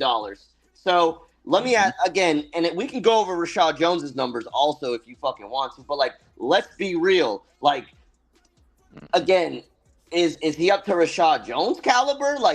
again, he signed a 5-year, $60 million, which is a fucking beautiful contract. Again, $12 million a year. I'm okay with that. Like, you want to do a fucking long term? You know what? Book it. Give him a contract that Rashad Jones got. I'll be okay with it. 5 years. That's why I asked: those long-term deals, are they better because you can reduce the cap number that it hits every year? Even though it's more money if over the guarantee is short enough. The guarantee get out of it after the final year was $35 million. I understand, but let's say I'm a player and you gave me a guaranteed contract for 5 years, let's say, and it guarantees me $100 million. Let's just say that, right? I'm just using this as an example. But let's say it's a $150 million deal. But if I take the if I took the 8-year deal, let's say, and I'm guaranteed to walk away with $200 million, and it's a $300 million deal, let's say, isn't that better? Because over the long run, I'm getting, there's more of it guaranteed money over the long term. Just think about it. Think about this. You signed a 4-year deal, and let's say a quarter of that money is guaranteed to you, right? The next deal you sign after that, it could be even smaller, and only a quarter of that is guaranteed to you. Mahomes signed a 10-year contract, and I think they're going to pay him out. I think they're going to keep him for the full 10 years. Again, and again, you can repeat the same point over and over again, but it still is the same point. If Tua takes us to the Super Bowl, throws for 5,000 yards, and balls out, he's still not getting more than $50 million. Yeah, I'm with you there, bro. I'm still there with you. I don't want, and it's funny because I just don't understand. Okay, so let me just ask instead of being the way I am. Like, after this, we got to Samuel. What is that money? Like, if he does all that, what do you expect him to be asking for? That's so much more than what everybody wants to pay him now. Again, it's the same. It's the same point. Just like in the comments with Samuel, who's saying, "What if he passes for 5,000 yards and wins the Super Bowl?" Mahomes has more than one Super Bowl and still is not getting paid insane amount of money. Herbert already threw for 5,000 yards. That's what I'm saying. It doesn't matter over the long period of time is what I was looking at. You understand? And Ollie, you're and that could be something too. But like my biggest thing, Ollie, with the contract situation, with like how you're talking about the long term thing, like I need to have something to where the guaranteed money has to be reasonable. I don't want to chip out a fuck ton of guaranteed money. And again, like you're paying him. That's why I fixed it at 3 years, Jay. If he doesn't work out, and just said that's the contract. That's it. 130 million guaranteed for 3 years. You're done. If you go ahead and drop the bag right now, and let's say this year doesn't work out, and we get on the fucking bandwagon once again, and we're doing the same shit next year, like I'm done with quarterback conversations, and it's time to find a fucking replacement. I'm done with contract talk. I'm gonna try to see what I can get for him. But, like, if you drop the bag and give Tua that $300 million with, I don't even know, 150, 175, fully guaranteed, something fucking crazy, at what point because if I'm giving you 150, 175 million guaranteed, I might as well fucking keep you. I can't get rid of you now. Like, that's a lot of fucking guaranteed money. After the third year, you do. All right. Go back to the argument of you do after 3 years. It is. When Jared Goff, 2.5, I'm sorry. Look, if it's whatever the market is, Jared Goff should have just got $240 million. Mm-hmm. Yeah, it's just crazy. Yeah. Again, there's not. You act like there's teams banging on your front door and saying, "We want Tua." No disrespect to Tua, but like. That's not happening. Miami understands what they have. You're not in competition. You sure it's not 31 teams banging down the door? That's what I've been told. I'm just putting that out there. Put that in the atmosphere. Go ahead, Ollie. 31 teams are banging down the door, Jay. I do got to shut it down, guys. So I kind of want to get down to final takes and final thoughts of everything. Jay, thank you for hanging out with us. We really appreciate it. You're definitely welcome back on Broken Takes and anyone else should show, regardless of what Lewis says. That fucking guy. No, I love Lewis. He's a fuckhead, but I love him. He's cool. I love him. Yeah, it's all good. But give me your final thoughts and stay backstage because I want to chat with you anyway. So, what are your final thoughts? on Jevon Holland and Tua, and who do you think gets the bag first? If you're going to take the cheap route, you go ahead and take care of Jevon Holland on a 12, 13-year deal, call it a day. I still think Tua should play out his 5th year. I think it's only respected, especially being a Dolphins quarterback. We've seen in the past where Dolphins quarterbacks do not work out in Miami. We move on from them. We gave Ryan Tannehill a fuck ton of money. He played for us for a minute. We kept wishing and hoping and dreaming. I'm not saying this is it, but this is another project. I still feel like this is a Drew Brees 2.0 situation where Miami got him because they didn't want to live the life that they chose. Drew Brees and Dante Culpepper situation where they're like, fuck, we have a chance again. We have to have Tua. We don't want to live in the past. It is what it is. So in all, I feel like it's fair that Tua doesn't get the bag this year. I need to see, can you finally snap? Jared Goff snapped the streak for the Lions. That is, even if they didn't go to the Super Bowl, as a fan, that shit is heartwarming to finally snap the fucking streak and win a playoff game. The Dolphins need to do that, and then 2 playoff games. He exactly, did it for insurance. exactly, and show us that there is a fuck the 2 years, fuck the whole side of the fan base is not getting along. Like, we all want to win. Take us to a playoff win and let's get it cracking like a semi-automatic, okay? Regardless, we'll see what happens. I think Jevon Holland gets a decent paycheck before Tua Tagovailoa, just to be safe. Miami's stubborn, but at the end of the day, it is what it is, man. And I'm fucking around because Tua Tagovailoa is going to get like fucking $50 million. Come after June 1st, Tua Tagovailoa is getting fucking paid, and I'm going to cry myself to sleep every night. It won't be that bad. Well, thank you for that final thought. I'm going to throw you in the back, Jay, and I'll be right back with you once we shut it down. Crypto, give me your final thoughts. I'll sum it up by saying we don't have to keep up with the Joneses. There's no pressure to be able to sign people to bad long-term deals. Just take a breather, use the Green Bay and Kansas City example, and you'll be fine. And you won't be rushed into making bad business decisions.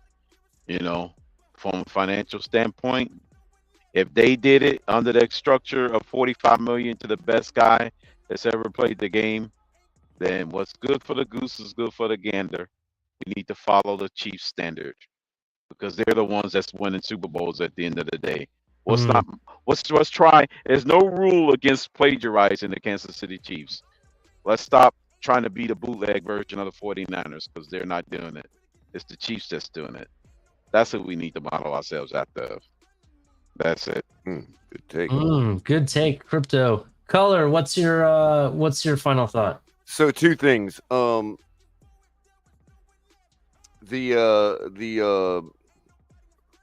man, I lost my train of thought for a second. Sorry, Ollie. Give me a moment. Look, no matter what y'all think, the evidence is there. We all saw what happened. Okay, Stephen Ross is the one that made the choice to put us where we're at. Bottom line, in every choice he's made, from trying to move off of Tua surreptitiously and us getting in trouble and losing draft picks for it, okay, or whatever, okay, and then changing his mind and saying, nah, he's the guy. You know, hey, I've always said it. This is Stephen Ross's team. This is his toy. Ultimately, he's the guy we have to follow when it comes to what we're doing. So there's no choice in it. If Tua gets the bag, if he doesn't get the bag. To anybody that's worried, and I respect Samuel Rose's point because I understand what people are saying about if Tua balls out, then, oh my God, it's going to be so much more expensive. I happen to disagree with that. I don't think it's going to be that much more expensive. But even if it was, Stephen Ross got us here. If that happens, like let's say we make him play on his 5th year, he balls out, we have to pay him so much more money, then that's a hit that Stephen Ross has to take. And he has to pony up because he's the one that made that decision. Because he could make it easier on our salary cap by doing certain things that they're allowed to do to keep it off the books. So And Jerry Jones does it all the time. So my point is, Stephen Ross got us here. For the Tua lovers, the Tua haters, whatever, Chris Greer lovers, haters, Stephen Ross got us here. If Tua we end up getting burned because we don't pay Tua this year and he balls out, then guess what? That's your responsibility, Stephen Ross. You put us in that situation. So pony up the money. Second point,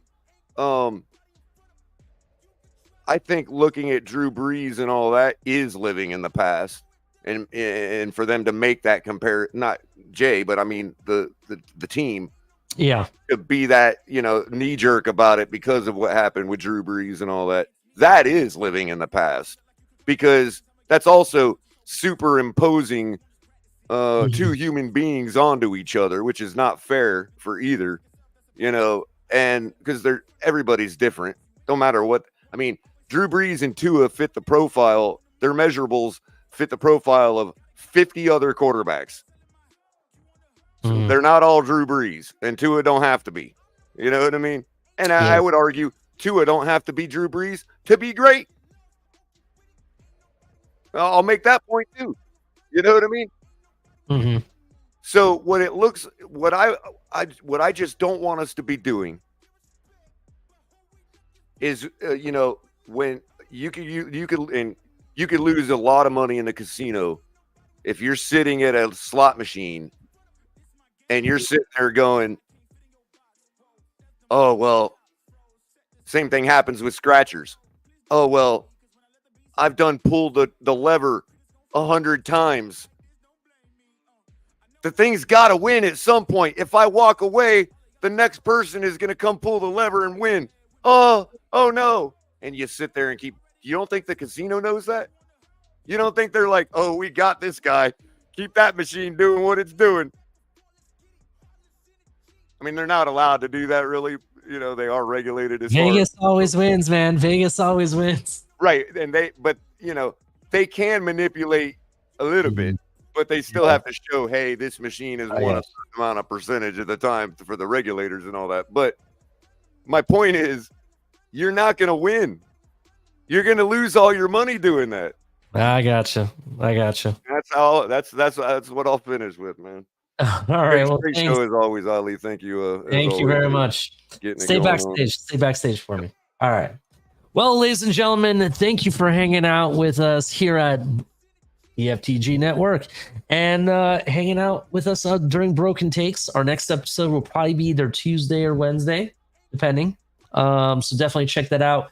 I will say tomorrow we're supposed to have the schedule release. You're going to hear El Cap, Color, everybody from TFTG talking about the schedule, what they're predicting and whatnot. I'll wait to give you my final prediction before training camp, or if you want I guess I would call it my final early prediction. I'll give that on Broken Takes the next episode. We'll talk about that, and we'll be talking about what to expect going forward as we lead into training camp. What moves Miami can make. There's some players that we didn't talk about that they could still bring in. We'll definitely talk about that. But make sure you hit like and subscribe. Turn on the notification bell. We appreciate all of you. And with that, I give you adieu. Have a wonderful night.